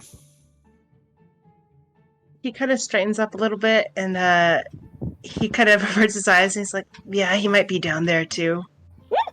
Listen, that's fine. Any friend of Gristle's is a friend of mine, and quite honestly, he fought very valiantly. I did not mind losing to him in the slightest. So, you know what? If he wants a rematch, I'm game. Ari, what do you know of someone named Evangeline Thomas? Can Kuma roll? See if Derek, she knows that what do name. Oh. Kuma, you can roll to see if you know that name. What do I need to roll? Roll me a raw intelligence check. So a d20 plus your intelligence modifier. Oh shit! What is my intelligence modifier? Is that the 16 plus 3 or just the plus 3? It would be the plus 3. Okay. So you would roll your d20 and then add 3 to the number you roll. Got it. I got a 21. A 21. You have seen Evangeline before. Okay. With Gristle and Luster a couple times at the club. You may have also traveled to this club with them. Gotcha. Delightful. Okay. Yeah, Kuma's gonna act a little nervous about that. Not nervous in the sense of like she's shaking, but you're gonna notice her shoulders are gonna go a little tense.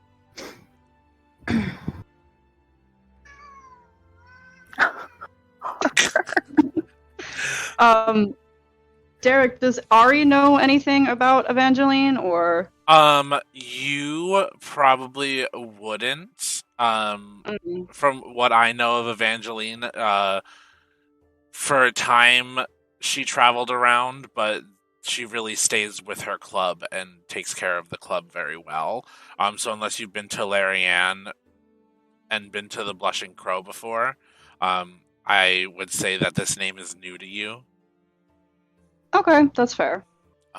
Yeah, so I think Ari is gonna look at Riona, kind of shake their head and be like, "No, not exactly. That name doesn't really ring a bell, but I haven't been to this particular part of Larianne. Normally my visits are only to the university, so I'm sorry, I'm not much help there." Okay. Can I roll to see if Riona notices Kuma tensing up? Yeah, give me an insight check. Okay. And Kuma, if you would like to try to conceal it, you can give me a contested deception. Oh, so that just a 20 with the 2, or 20 with whatever my deception is? Yes. Okay. Well, I got a nat 20 plus 10, so a 30. Sorry. Jesus. Yeah, that was a 13. Riona be perceiving. Riona, She's raw.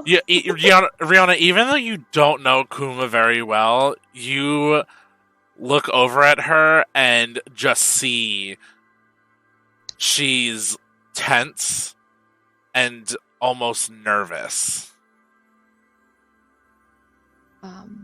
So I think Riona is going to look to everybody and say, "Well, you guys can decide whether or not you want to head down. I'm going to get some air."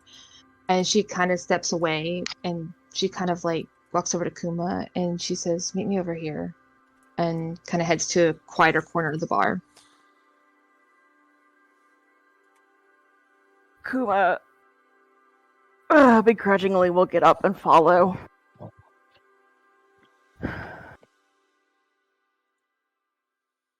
And she's not going to say much, though, because you're going to have to poke her for it. Oh, I know. So Riona looks at her and says, I had a feeling if we ran into this again, you wouldn't exactly be happy about it. And it definitely wouldn't be something you want to deal with. And you don't gotta go down there. I'll stay up here with you. But we don't split up anymore. Not after what happened. But you're real tense. I'm not gonna ask why.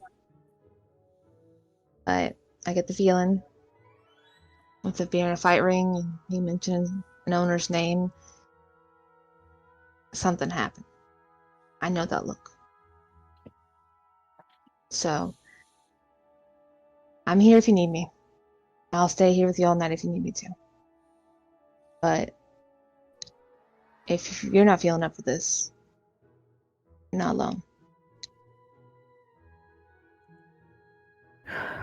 Kuma will definitely listen. She's gonna do it with her arms crossed, and it's definitely the kind of like, I don't want to be open, arms crossed. And after just a few moments of Riona finishing that, Kuma's just gonna let out a very deep and just, I don't mind going down there, but I'm not fighting. I refuse to. And you got every right to.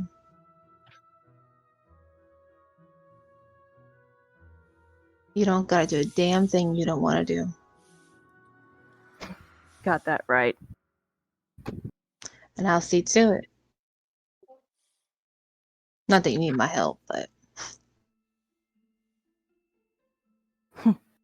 Yeah. Still, though, guess the backup is nice. It's always nice to know you've got somebody in your corner.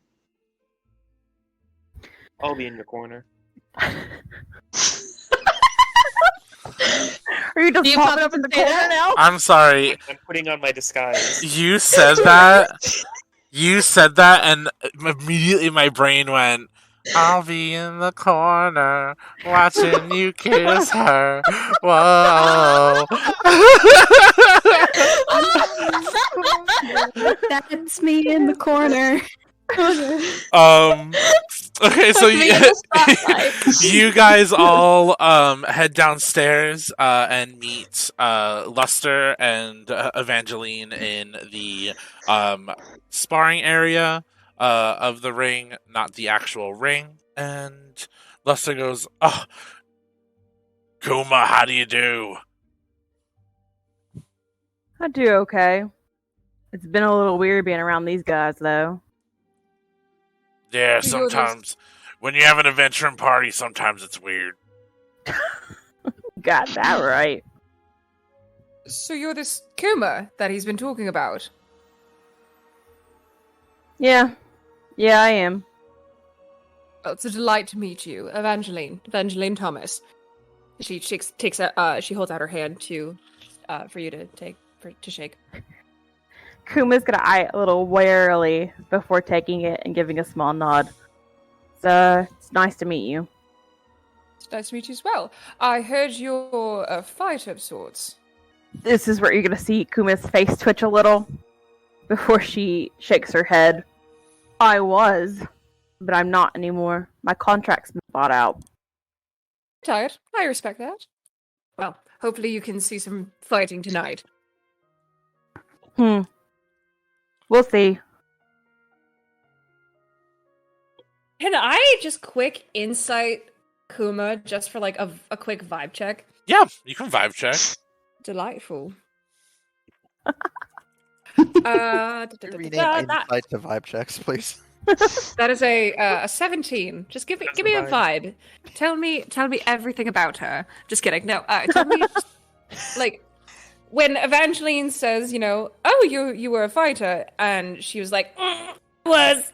What was the kind of vibe around that? I'm trying to think of a way to describe it. Give me a second. It is bone weary and exhaustion born from being in something far too long. Okay. with this, Evangeline just gives you a look, and I should describe Evangeline a little bit more. She's blonde hair, light hazel eyes, so not very dark, actually very light. And she looks at you and goes, "Darling, you were tired. You don't have to fight. You do know that, right?" Kuma is going to feel like she's been seen. She doesn't like it. It makes her very uncomfortable. And she's going to be crossing her arms again, and it's going to be tight. Right. That's fair. But do you... and you see her go from this, like, momentary, like... I wouldn't say vulnerable, but, like, personal to a, like, business owner being like, right, well... do stay for the festivities. We're going to be doing the fights pretty soon here. Should any of you want to try your hand, the sign-up will be available to you, but enjoy yourself while you're here. We have live music, we've got drinks, we've got food. Do enjoy yourself. And she takes a look right at Kuma again with that same, like, personal look, and then goes off to kind of get ready for the fights ahead. Yeah. While after that happens, we're gonna cut really quick up to upstairs with Dafni. Dafni, you are reading people's fortunes and everything like that, and doing some fun stuff. And someone comes and sits across from you and goes, "You read fortunes, eh?" Oh, yeah. Only in the forms of yes and no questions. Well. How would you like your fortune read?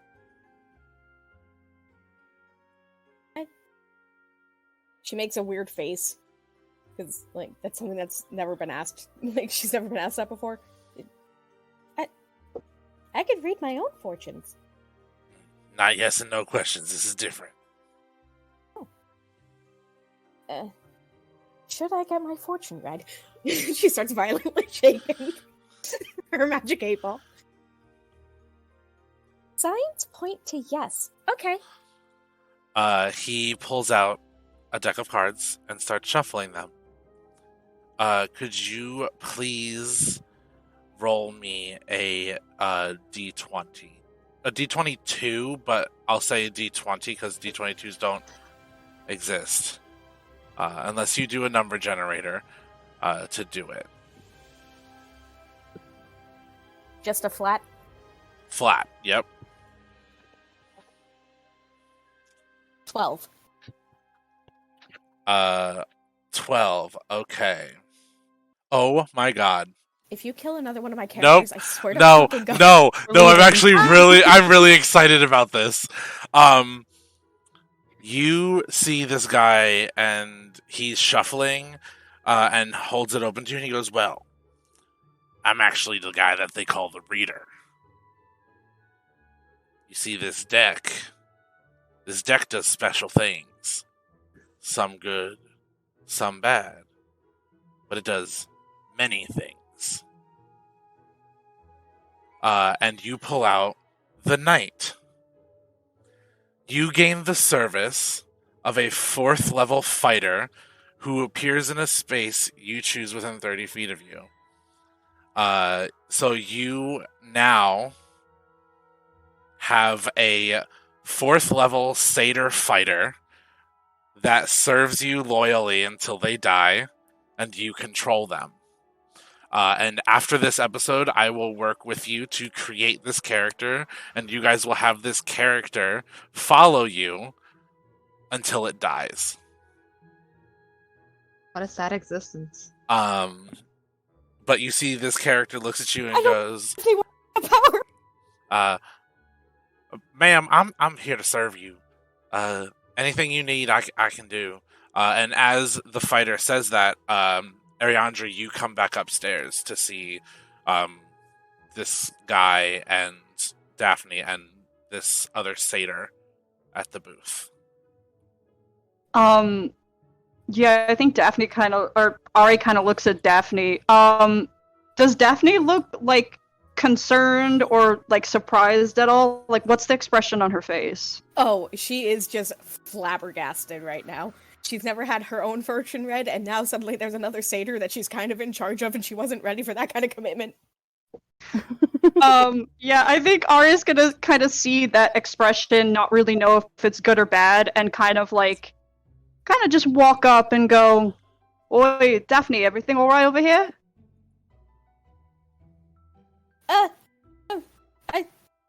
I think so. Maybe? I don't... Is everything okay? And she starts shaking her magic 8 ball again. Ma'am, is this person bothering you? Do I need to escort them out of the building? No. They're Oh, okay. Things are... my sources say no, things are not okay right now. I should not be in charge of this satyr. As you guys are sitting there doing this, you notice that the person that was across from Dafni has disappeared. And is gone. Oh. No longer there. Well, that's rather interesting. Well, ma'am, I'm here to serve you until I die, so whatever you need from me, I can do.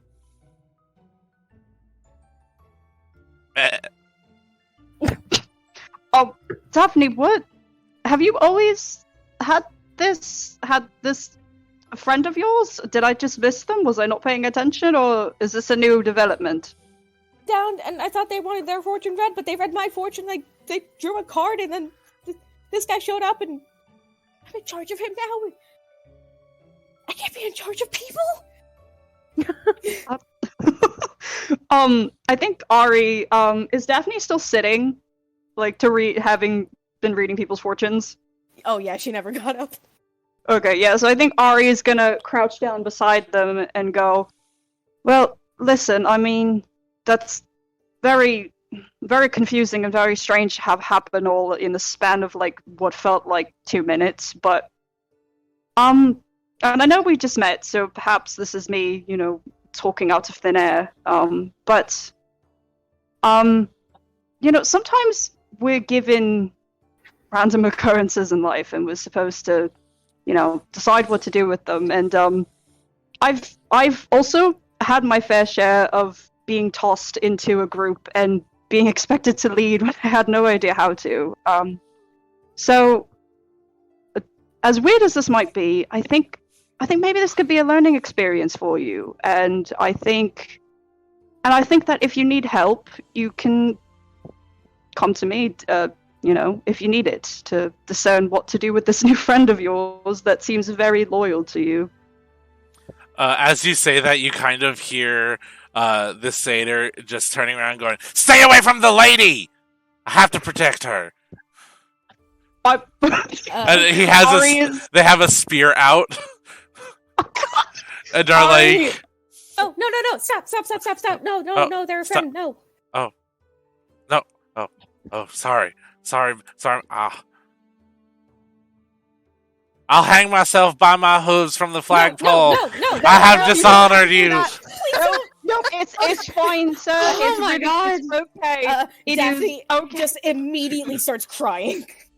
Oh, God. Oh no, I have upset the lady. What do I do? Wait. No, hold on a minute. Hold on. Everyone, just let's calm down. Let's take it about 10 steps back. Hold on. Okay. They actually take 10 steps back. No, come back. Take 10 steps forward. Come back. Be okay. In here. I'm in the circle. This is more about a triangle than a circle, but okay. Beautiful triangle shapes. We love it. We love the shapes. We love it all. Okay. So, new friend. Sorry, I did not. I suppose that's my fault. I did not introduce myself. My name is Larianne. I am a newly acquainted friend of your master here. I'm not here to hurt. We have a whole other group downstairs that is also part of that you should not point that spear at as well. It's going to be okay. You don't need to hang yourself. That's first things first.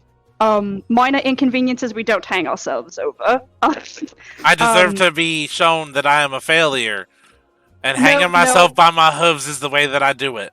No. Okay, well, let's start there. let's start there. I think this is going to be a good learning journey for you. Let's recenter that frame of mind as we go along. I can tell it's not going to happen overnight, but no hanging yourself. If you perhaps confer with Dafni first before you try to do anything of the sort. My lady, Dafni, would you like me to hang myself by my hooves? No, I would not. I very Then much I do shall not not. want you to do that. Then I shall not. In this moment. No. Not now, not ever. And I think Ari kind of like puts a comforting hand on Daphne's shoulder and is like, it's going to be all right. And it's just kind of like mindful of her tears, and it's just kind of like it's going to be okay. This is a very interesting situation, but like I said, if you need help at all, you can always come to me. I will be available for you. Dafni just kind of launches herself at Ariandre and just like wraps her arms real tight, like around his stomach where she can reach, and she's just like, thank you. Aww. Ari. So the lady is courting this one. Okay, I understand now. What?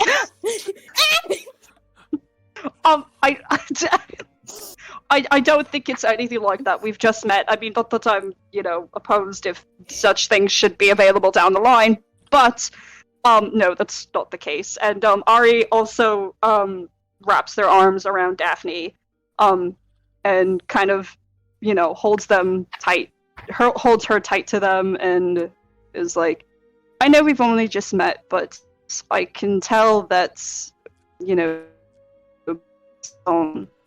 introduction to our group, that this is going to be, kind of a process to assimilate to. Everyone in the group is good. They've had their share of losses. We all have. So don't mind them if they're a bit cautious. I don't think they mean anything by it, but I shall defend the lady with my life. Anybody who goes against, that's a wonderful sentiment. Anyone who goes against her shall be my sworn enemy. That's great. A beautiful sentiment. Cautious does not mean enemy. I want to make that very clear. Please stop calling me your lady. It's a little. My name is Dafni. You can call me Dafni. What can I call you? What is your name? I don't know. You don't? Oh no. I shall come up with a name so that my lady Dafni has something to call me. Include beautiful. We love just Dafni. A name. He's just kind of like looking off into the distance. 1,000 yard staring. A name so that my lady Dafni has something to call me. I shall think on it.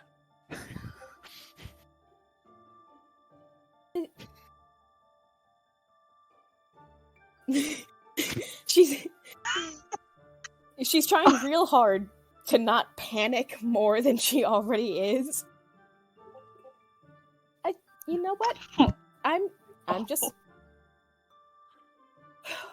I am going to call you Frankel. Frankel. I have a name. My lady Dafni can call me something now. Frankel. Please stop calling me milady. Frankel's quite fitting, actually. I swear I will use my performance of creation to give him a fedora. I am Frankel, warrior of Dafni. Thank you. Okay. For how long? Until I die. Why am I answering a disembodied voice? This world is weird. That's just Caliber. You'll get used to him. Where did If he I go? had the invisibility spell, I swear to God, I'd use it all the time. I think on that note, Ari is gonna look to Dafni and be like, "Listen, I'm more than happy to stay up here and help you sort this out if need be, but the rest of the group has convened downstairs. There's something of a as we say, secret club where people can test their strengths against one another, and if that seems your speed, you're welcome to come down with us, or I can stay up here with you. That's Oh, fine so as it's a well. fight club. Why do I know what a fight club is? Well, Yeah. I will She, say like- the one rule of Fight Club is to not talk about Fight Club. I She, I like, know kind of that. Why do I detaches know herself- that? She like just detaches herself from Ari and like picks up her blanket and her magic 8-ball and like tucks it away. I miss the sound of people fighting. Whoa. And they're kind of like, oh, that's it. Okay. You know what? Fair game. Fair. Yeah. Let's go downstairs. That's right. People don't know me. I grew It's up in okay. a circus. Oh, you know Lots of what? fights That's- all the time. You know what? That's fascinating. I've never met someone from a circus before. I'll have to ask you about it when we have more time. Yeah, lead the way. Oh, okay, beautiful. And Ari leads Dafni downstairs to join the rest of the group. I'll watch your 6, milady Dafni. As Frankel starts walking with you. He's not gonna stop that, is he? No, I will not. Oh, I was just laughing. Oh, okay. So the 3 of you head downstairs to meet up with the rest of your friends. The rest of you see Ari coming back down with Dafni and another satyr following behind them.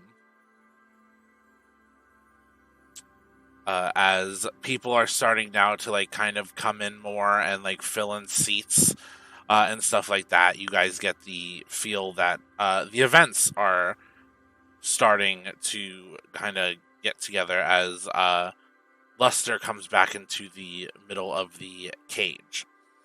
And he goes, all right, everybody sit down and shut the fuck up.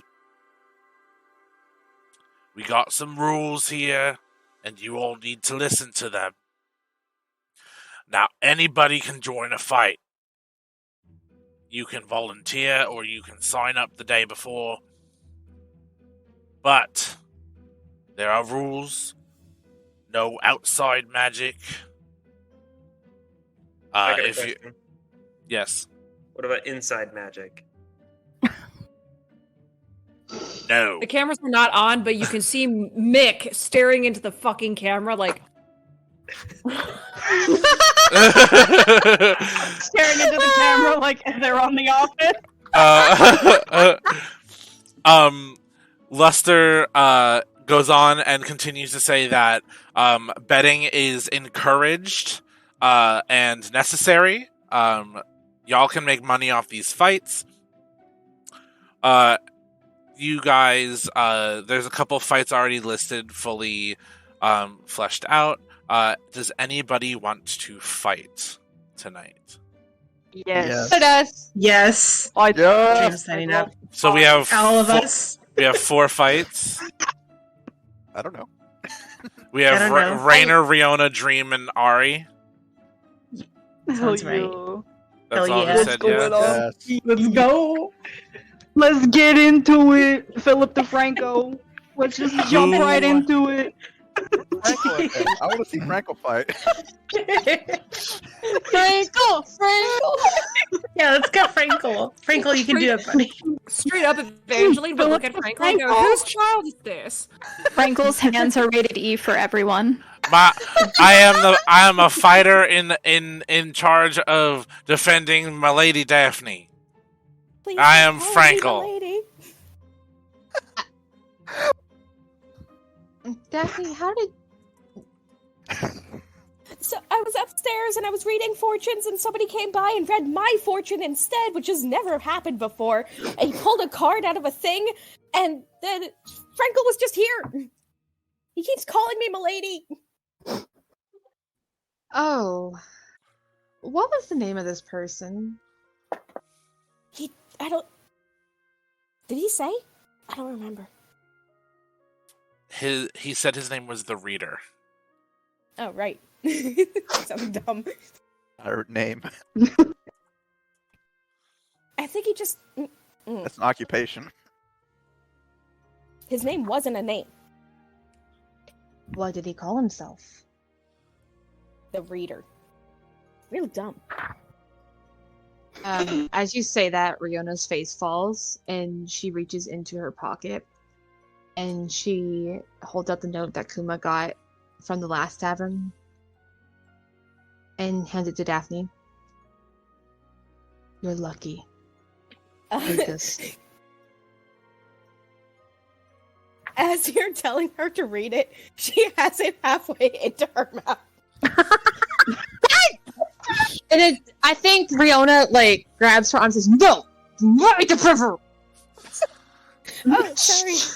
You are attacking Milady Dafni! I must offend! No, Frankel, stop it! Stop it! Frankel! Frankel? Can Riona, is he actually charging at her? Yeah, I mean, he's small. He's not really threatening. I was gonna have her just, reach and grab his throat and stop him. Jesus. You are attacking Milady Dafni! I gotta protect her! What? Frankel, stop! No! Frankel. It's okay!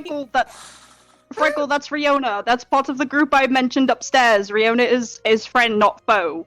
But that was a hostile movement. Well, because you charged first. I'm okay. You gonna behave? Are you going to behave? If my lady commands it, I will. Yes. Yes, he is going to behave. She lets him down. That wasn't, Dafni that wasn't half the note bad. to read it. What does the note say? The note says... Oh, sorry. No, I don't remember what the note says, so you can go. The note... Okay, good. The note said, "Do you like me?" and then yes or no. The note says, watch out for the hermit and beware the reader.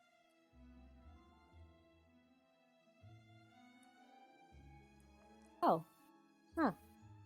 You came into contact with somebody pretty powerful we know nothing about. Count your lucky stars, honey. Because you made it through alive. I made it through with this. She gestures to Frankel. We need to kill Frankel. Oh my god. He'll be used on him. No, being serious. Don't think so. So Riona is gonna be Riona's gonna look at him and be like, he'll be of use in some way. Please be more careful. With that little conversation, the final of the first 4 fights ends and Lester comes out, and he goes, "All right, I have the first volunteer fighters coming into the ring. Would Raina and Elias come out to the ring?" You serious? Again? Round 2! Alright. Fight. Pent-up aggression. This will be differently done. We are going to borrow the Fight Club rulings from Kobold Press. Because my contested strength checks got to be a little bit too much. Over and over again. So we will be... I'll read the rules. A match is 5 rounds. Contestants choose strength, athletics, or dex acrobatics as their fighting style. They roll against each other. Winner wins the round. A critical hit or a win by more than 5 points is a possible knockout, with the loser making a Constitution roll to avoid being rendered unconscious. Either DC equal to the knockout roll or DC, I'll have it a 17. Between rounds, players can choose to make a charisma, intimidation, or a dex sleight of hand roll to gain advantage.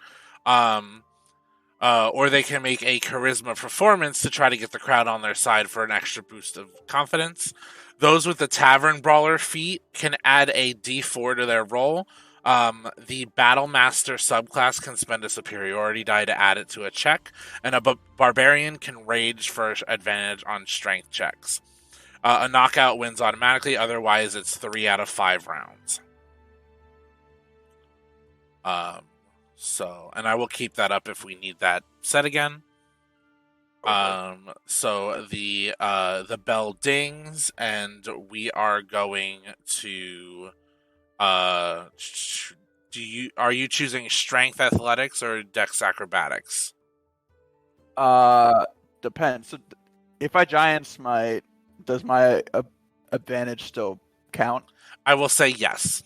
Okay, so I'll probably be doing strength. And I will have Elias will choose acrobatics. Giant smite. I'm guessing I can't do any of my other stuff, right? No. Okay. So we will roll our contested starting things to see who wins the round. Okay. Tell me what you get. Gotcha. So with advantage and a +4. And it'd be just the strength modifier, right? Yeah. Yeah, it'd be your athletics modifier. Oh, my athletics. Okay, that's still the same. Yeah. Okay, that's 22 or 11. 22. Okay, so you won the first round. I did not lose by 5 points or more. Did you lose by 1? So no, I got a 19. Okay. So our next one. So you have 1 out of 5 rounds. Okay. So it's first to 3, right? Yeah. Okay. Again, but with feeling. 23 this time. Okay. Elias is going to make a Constitution saving throw. Elias is getting bodied today. Because he rolled a 4. Plus 4, so an 8. Beautiful. He's a little weighed down by all the Gilort that he rolled. And Elias is knocked out. That was a natural 6. He has a +8. There was no way. Luster comes in and drags Elias out, raises Rainer's hand, and goes, "The winner of this fight is Rainer." Taking out his anger. Yeah. Now, Jeez. you may collect your bets and everything to make sure that you got all your money. Rainer, you will get 200 gold just from participating. The next fight will be Dream, interesting, versus Ariandre. Oh, shit. Oh. All right. Dream's gonna make eye contact with Ariadne, like almost apologetic, with a shrug. Aw. I think Ari's gonna give him a big grin and just goes and a thumbs up and goes, "Listen, Dream, to be fighting against you. Whoever wins, win my book." I don't want to fight you, but at least I know I have a tough as hell opponent, so let's do this. Got this. Right. Alright, so give me... I take it Ari's gonna do strength and Dream's gonna do dex. I am Yeah. also going to a rage. Okay. For a minute. Can I put money down? Yeah, if before this fight, before Yeah, the fight starts, let me get a piece of paper so I can write down the bets. Put it on Dream. My dice rolls are shit. How much money do we have? We both know who's gonna win this fight. Dream and Ariandre both know. Rainer, how much are you putting down? Put down 400. On who? Damn. Let's see. Does anybody want to ask Daphne's Magic 8 Ball who's gonna win the fight? God. I'm very tempted. How much gold do we have? I But I have don't believe in 800. gambling. I have 200. Honestly, Kuma, with you being the champion for so long back at Gristle's Oh ring, God. Okay. I'll say that you probably have left with a good 1,000 golds. Okay. Listen, if we ever need more Damn. money, we can just go busking again, right, Caliver? Oh, what? Busking. Busking? Yeah, that's when you perform on the street. Oh, then yes. So who are you putting it on, Rainer? I'm gonna put in Ariandre. Ariandre, okay. Ariandre, yeah. Who else is betting? He didn't throw all of his money at Kyle earlier. He'd bet against himself. Just so it benefit. Bet against yourself and then throw the fight. Yeah. Yeah, that's smart. Anybody else betting? Wait, can you bet in fights that you're participating in? Yeah, can he bet against himself actually? You could, yeah. Oh fuck! I should have bet last round. I mean, the rules don't say you can't. Yeah. He goes, then I'd like to place a bet, but I don't know how much money Dream has actually. I'll say Dream has Dream has 200 gold on him right now, probably. Dream has 200? Okay. Who bet all their money at the last fight? I also Seems need like to figure the- out. Go ahead. He's gonna throw in his 200 to bet against himself. So for Oh Ari, my god. You gonna throw the fight? That's fight fixing. Oh my god. No, it's gonna be an honest fight. I'm an honest man. He's lying. anybody else betting? I need to figure out how much money Dafni made while reading fortunes. Roll me a d4. Oh, did I make money on stage today? Yeah, roll me a d6. Fiona has $100 to her name. She's not betting anything. I got a 2. You got $200. I got a 3. Buccarinos. You got 75 gold. The magic of money. No, Rihanna was poor growing up. She's poor now. She ain't betting shit. Oh, Fiona. It's I'm keeping my $100. So, would either of you guys like to bet on one of them? I don't believe in gambling. Okay. Wow. It's against my religion. Dafni, would you like to... Oh, Daphne's not betting. Okay. I just wanted to know how much money she had. Ari's also not betting. Really, Kuma's definitely not. Dream just winks at Ariandre. He goes, I bet for the both of us. Ari, I think when Dream does that, Ari goes, you know what, fair game. I'm gonna put 100 on Dream. Oh, God. Oh, Lord. Dream's kind of touched by this. Okay. Planning to throw I need... Actually, can Riona please put $1 on Dream? A singular piece of gold. a single goal. Wow. Single piece. A single chicken nugget in the McDonald's. Okay. That's all she got. It's So okay, Rihanna. We understand. Dream and Ariandre, give me your first rolls. Derek, quick question. This is just contested rolls. This isn't initiative or anything. No, it's not initiative. So you both will Okay. roll for your fighting style, and the higher one wins the round. Right.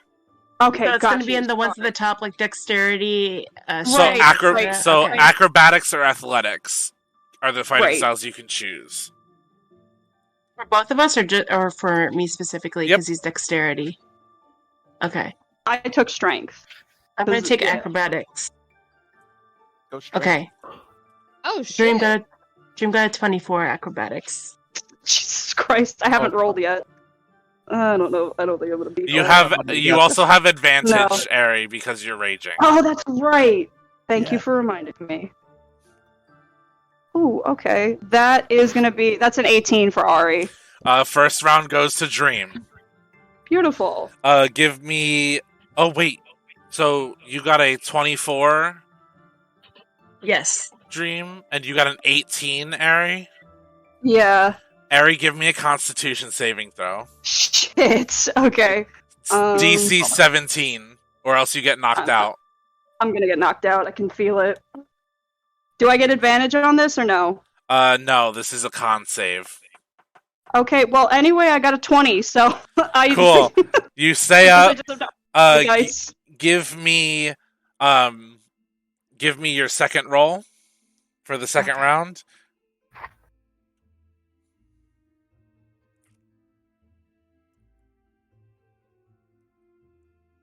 I got a 17. 17. Dream. What am I rolling? I'm sorry. Constitution? No, it's your acrobatics. Oh, my acrobatics once more. Okay, we got a 29. Oh, fucking Ari, give me another con save. Shit. DC 17. I'm just, apologetic. It's okay. I said this could be anyone's game. I got a... Nope, I'm out. I got a 5. Damn. Built a barbarian is the weakest shit I've ever had. Oh my gosh.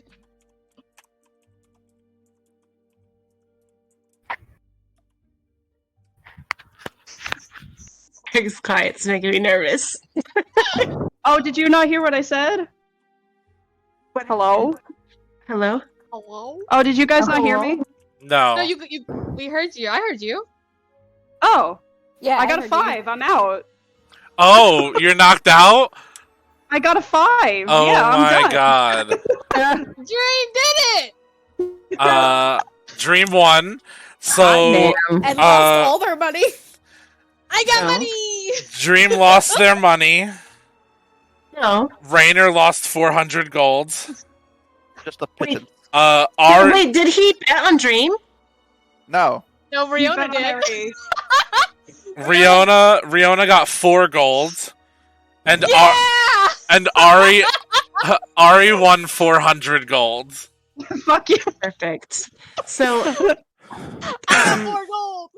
is Ariandre fully knocked out? Yeah. Knockout wins. Can Dream kind of try to scoop up Ari to get Ariandre off of the field, so to speak? Yeah, you can you can get him. You can wake him up and get him off the field. Okay. Dream's gonna kind of go over to Ariandre and try to both wake them and then also try to lift them. Arm around the shoulders, trying to support as he walks them off, if that's allowed, of course. And then he's going to. Is Ariandre conscious at all, or still knocked the fuck out? Oh, you once you're out of the ring, you get them woken up. Okay. He goes, see? Now we break even. 200. Very true, very true. Fight well won.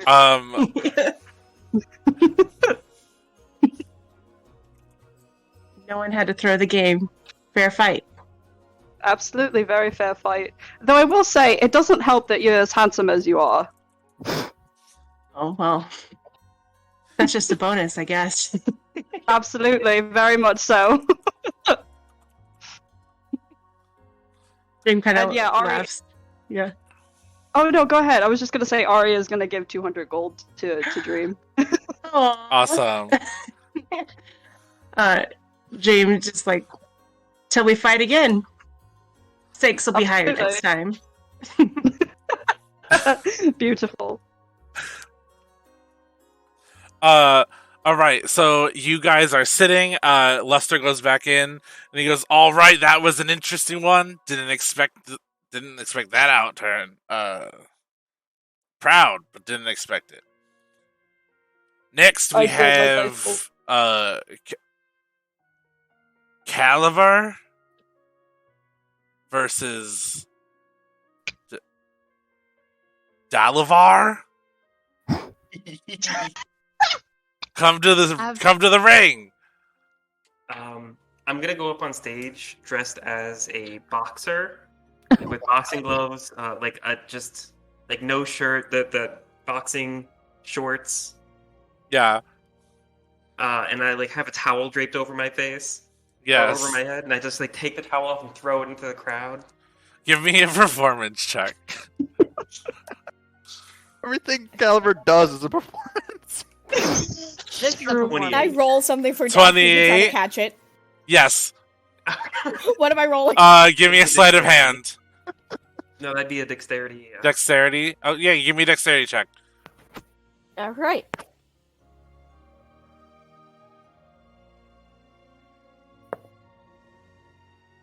$15. I'll say... Yeah, you get it. You are able to jump up and snatch it out of some other person's hand real quick. She sticks her tongue out at them and then shoves it into the bag next to her magic 8-ball. And then you see this Dalavar person comes out and is in the ring and very menacing looking and ominous, but there's a familiarity to them. Wonder who they are.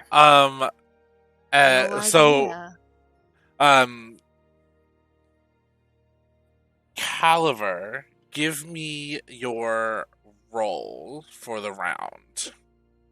Okay.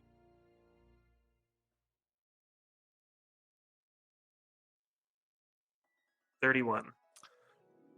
Okay, I have to roll a con check. I'm not a one-round win. Did anybody bet on me? Oh, wait. Oh, yeah, did you guys want to bet? Yeah, I want to bet on Caliber. How much? Yeah. 400. Oh my god. Dafni is still not betting, but she is still available if anybody wants to ask if Caliver's going to win or not.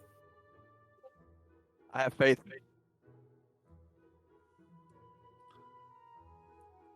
Anybody else want to bet?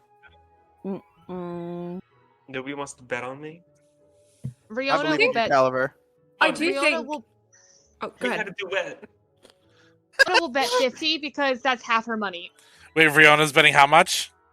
50. 50? 50 is half your money? That's my money. You guys are poor. I got 400 on you, Riona's Caliber. so poor. I got 400 on you, Caliber. Win it for me. I got 1,200 on me. You're betting on yourself, Caliver? You know what? Yeah. Yeah. How much are you This betting? is a special circumstance. I'll bet 1,200 gold coins on me. Okay. I do think Evangeline is going to take a look at the show that Caliver's doing, chuckle a little bit, and then put 400 gold into the pot. Oh. Love it. Yo, how much money is in this pot now? A lot. A lot of money. It's Two- fantastic. It's 2,050 gold right now. Oh, that's 50 gold from Rihanna. Yeah. She's poor, okay? So I'm gonna roll this con check because It's over. Dalavar only rolled a 17. Oh my god. Dalavar's knocked out. Yeah. I made my money back. They rolled an 11. Lasts longer. I want my money back! They rolled an 11. Oh Oh no! my god. Luster comes out and goes, How interesting. Caliver wins. You went through my hand. Caliver wins.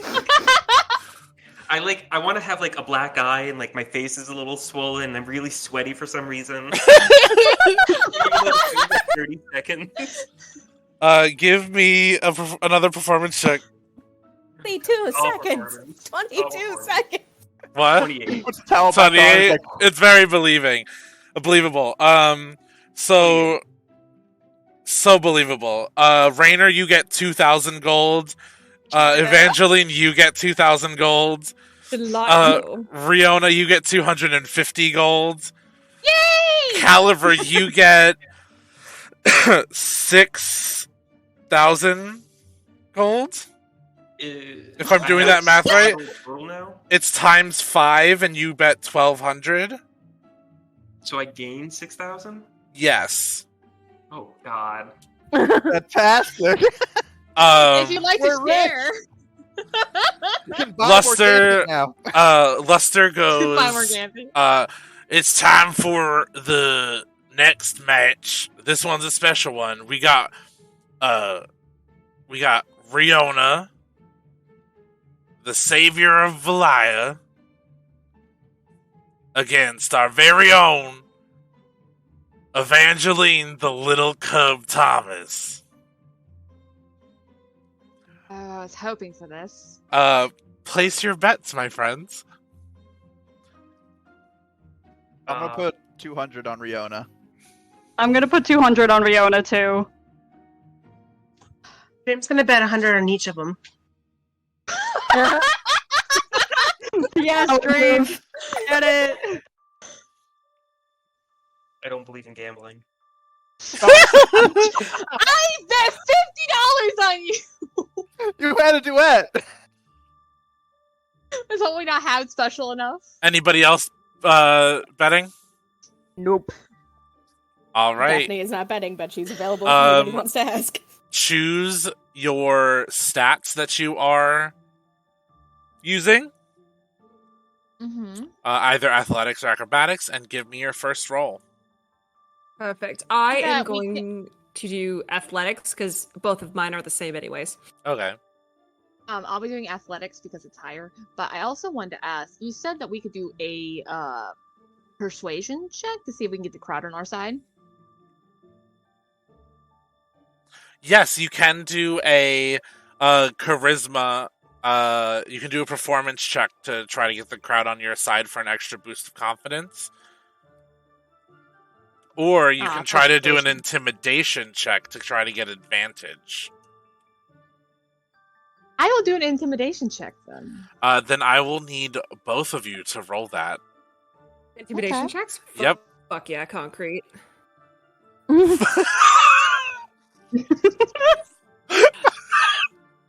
That got me. That tickled me pink. That'll be a 13. 13? Riona, what'd you That get? will be a dirty 20. Let's go. Riona, Hell yeah. you now have advantage on this first round. Would I, because I am the owner of the establishment, would I be able to do a have performance? You have Would I be able hometown to do- advantage. Delightful. Okay. You like everybody in here is afraid of you, but also loves you.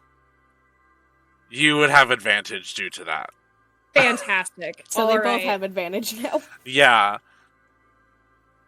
How fair. So I'll say that like Riona has advantage because like you weren't expecting her to be so intimidating in the ring. Like this is your ring. You expected to step out here and be like, I have the home field advantage. And she stepped out here and was like, honey, this is my home. That does sound like Riona. She's been waiting on this. I think with I'll paint a little word picture. As this goes on, she comes out, she does this, she gives me this intimidating look, and you see Evangeline look at you, give you an up-down look, and go, impressive. I respect that. And then you see Evangeline get into a fighting stance and do just a double fist reload and go, nothing personal, kid. Because this is her home turf. Yes. Riona's gonna smile, kind of like not quite a shit-eating grin, but this grin that's like she's just been waiting for a fight like this. She's been like, it's just a little too long. And she says, "Good. I don't want you to go easy on me." Sorry, Rainer, I ship your girl with somebody else. Damn it. My God. Listen, I'm gay. It is my God-given goal to make the DM and or the players kind of do the Debbie Ryan hair tuck, and I have Always. that goal. Always. Sorry, Rune, you're part of a broken home now.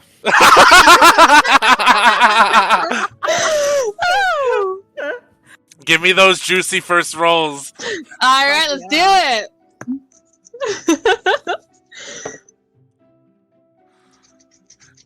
All right.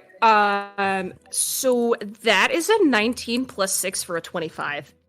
Shit, I just got a 19. That's more than 5 away. I need a con save. Okay. DC 17. Okay. Oh, well, if I could not drop the dice on the floor, let's try that again. And that's just a 9. So Riona's out. Oh no, Fiona! DC is too high. So the only... Again!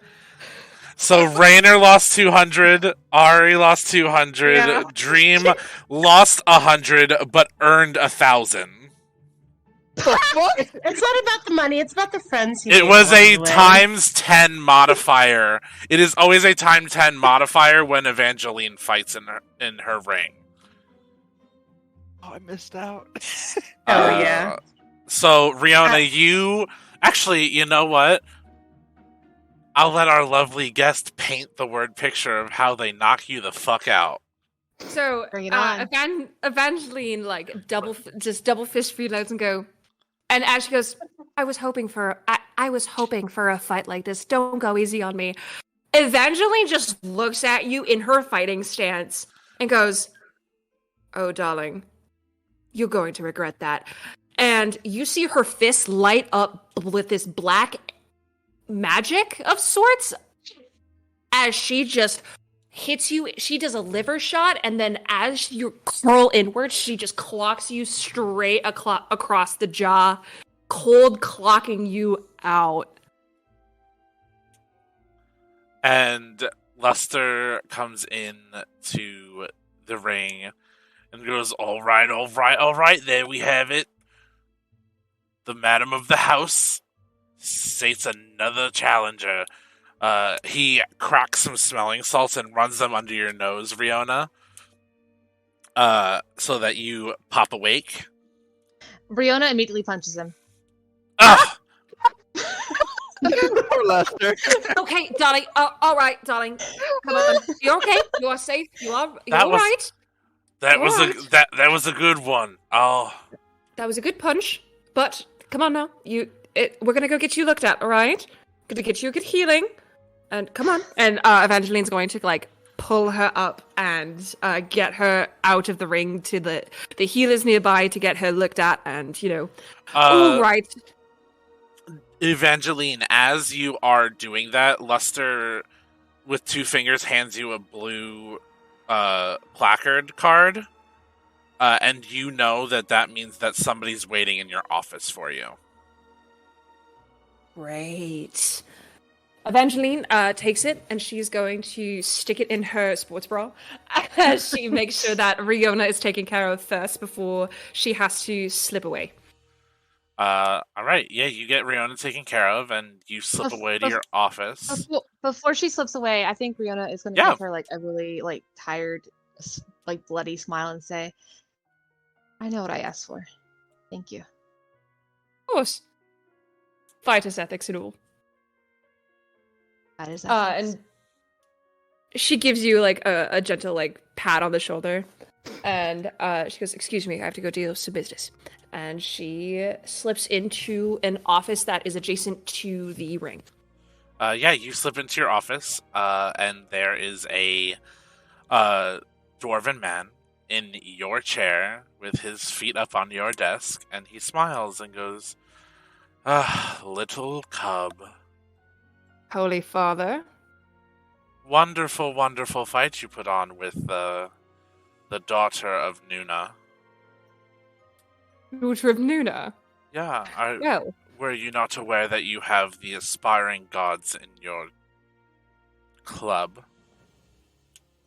no, because they walked into my club and wanted to be a patron. Why was I supposed to question that they were the gods of what, this ascending that's going on?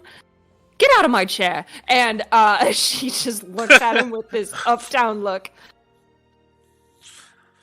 You have spunk, Thomas, which is why I like to fund your little club here.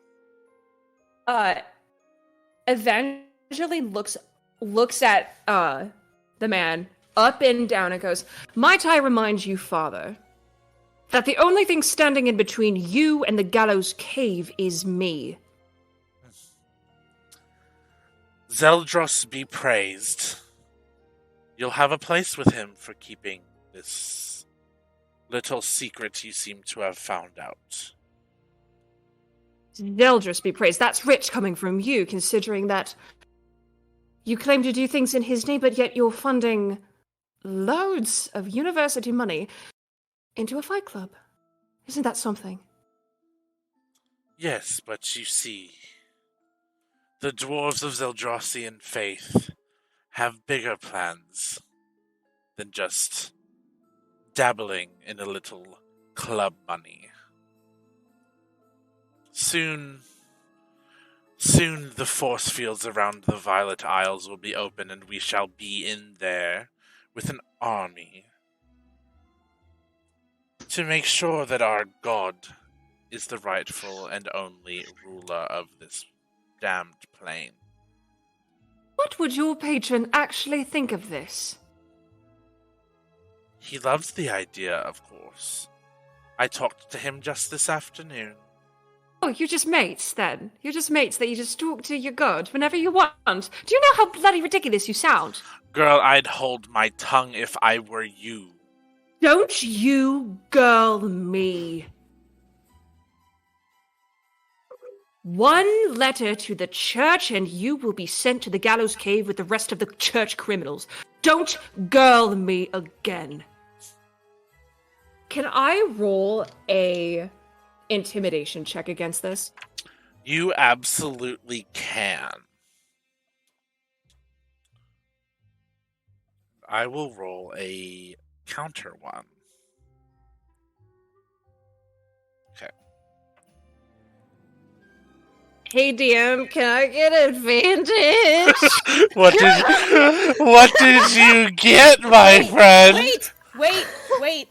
I think I should have a guest star one on there. Yes, you do. There it is. You get advantage. Huh? I get advantage. You are lucky that I was a streamer before I did this, and one of our players is my lovely mod who watched every single stream that I had. So many points are saved up. It's gonna fund the entire campaign. So I get advantage. I wasn't paying attention. You do. Yes, you get advantage. Roll again. I have chat rewards great. that allow people to reward advantage. Not better. That'll be a 14. He rolled a 15. Son of a bitch. Okay. He looks at you and he goes, "I shall girl whoever I please. Just because your father was That sounded somebody gross as hell. to the military, and your mother was a performer at best, does not make you special. Now their souls rest in peace with our Father in the sky. But you are the one that must watch your back. I am the high priest of the church, and I could take down this rusty and disgusting old tavern with a snap of my finger." Evangeline walks closer to the desk and kind of places her hands on the desk and looks at him and goes, "You will have the entirety of the lower levels of Highball crawling into your church. Don't start a war you can't finish, Holy Father." And this is for a flavor. As she says this, anything glass within the office begins to shake. Basically, it is the precipice right before the shatter, the spell Shatter is about to be cast, but all of the glass starts to shake in the office, and she looks at him and goes, "You take the one thing away from these people that they go to get away from the likes of your church, and you will have the entirety of the little people rising up against you. And mark my words, Holy Father, the day I get to see a Teddy McPherson retold, oh, I'll be there to write it. I will be there to sing the tale of your demise. What do you think?" The preacher man was hanging by a rope. And then they all fell to their knees and they begged, that drifter begged him, please, as they raised his fist before they spoke. I think that'll be a good song, don't you think, Holy Father? Perhaps you do have the skills of your mother, despite the fighting of your father. But don't forget where the plague that ended them started. If you need me, I shall be at the university. I bid you adieu. And he snaps his finger, and he's gone. Evangeline takes a second, and whatever's closest to her, she takes it in her hand, and she throws it at the wall with the utmost force. Takes a second as the object shatters. The glass objects in... I'm looking at the gifts in the general chat. I hate it here. You are welcome. She takes a second and she just collects herself. And then she walks back out into the theater and she's going to continue to facilitate the night's events. Very well. You go out and facilitate the night's events, and everything goes as planned. Except for when Kyle runs down the stairs. Fucking Kyle. Madam Evangeline, the bar's on fire. What? With that, I think, there is an alarm that is suddenly cast through the entire theater, basically saying everybody to get out. And Evangeline is the first one up the stairs into the bar. As you get upstairs, you see that the entire performance/dining hall is engulfed in flames and about to reach the bar. Evangeline is going to literally, the only focus she is getting people out. Give me a luck check. I'm not familiar with luck checks, so what do I So need to just roll a flat d20 and give me the number. You want it to be a high number. That is an 18. There are not a single casualty in this fire. You are able to get every single patron, every single person staying in the rooms, and every single employee out of this building as some water magic practice mages come and put the fires out and everything. Kyle looks at you and goes, I don't know what happened. I literally went to the kitchen to get something and then came back and half of the performance hall was on fire. And Kyle, Stop. It's alright. It's not your fault. Go home. Spend time with your family. We will figure this out in the morning. Oh, okay. I just didn't want to upset you. You gave me a chance. Darling, you could never do anything to upset me. You did everything you could. You did the right thing by coming and telling me that my own bar was on fire. Go home. We'll get this thing sorted out. I'll send you a message. Everything will be all right. Okay, I'll be back in the morning to check on you. Your family too. I appreciate that. Okay, I'll see you in the morning. And he sprints off towards his house. You see Lester walks up to you and goes, are you gonna be all right? I know this place raised you, and this place was my home. But I'm going to kill him. I will burn down that fucking church. I will burn that church down brick by brick. And that is where we will end our session. Sick.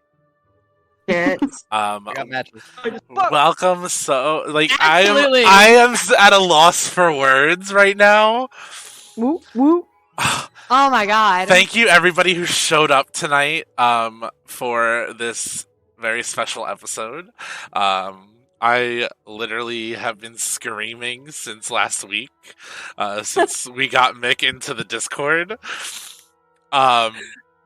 Is there anything you would like to plug for yourself? Oh, but Mick? of course I do. Hi, I'm Mick, also known as Radicalslinky on all social medias that I want you to find. I am in two different types of D&D streams, well, tabletop streams. One is on every first and third Saturday. However, with some school complications, I won't be there, but I still am the DM for one of them. It's called the Chaos Campaign over on Lena Lovely 85. It is a world that we built, and I'm very proud of. Just kidding. There's 6 people in that party. Six intrepid adventurers found themselves lost in a pocket dimension for 5 years, and they have recently returned, and they're trying to figure out their way in the world. And then on Thursdays, I am in a Monster of the Week stream called They Fight Monsters, where I play Bronte Benedetta, who is the pale romantic, and they are in a 1980s world, but if the 80s technology was 2022. So that is over on Phoenix Lumina. So if you guys want to come and hang out, that's where I'll be. Thank you guys so much for having me tonight. You guys were fantastic. Of course. We loved every second of it. You were fantastic. Mick will be back with us next Friday for our next episode. That's I will. And who knows, maybe Mick will be around for more projects in the future. Because I personally love Mick. I have been a follower and fan of Mick since 2019 on TikTok. Is a problem. And when Mick said that they would come onto the stream, I quite literally shit myself, and I've been waiting for the day that I could announce this. But yeah, I literally am at a loss for words. Evangeline is such an amazing character. Hella cool. You guys have so much more that you can learn about her. Very much cool. She is a power boss bitch. She's a baddie. A bad bitch in her own right. Damn fucking right. I can't wait for her to beat people up. Besides Riona. Yeah.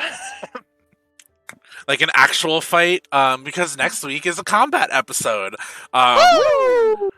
where more trauma, turmoil, and fantastic things will happen. Remember, we are Queers and Spears on all of our social medias. Twitter, Instagram, TikTok. Please follow us there. That's how we get our engagement and announcements out to you guys. You can also, if you would like, I do have a Discord set up that I may be editing some point soon to just make it more themed to the podcast. But you can type !Discord and that invite link should work. If it doesn't, I will get a new one. But please join the Discord. Our live announcements go out on there too.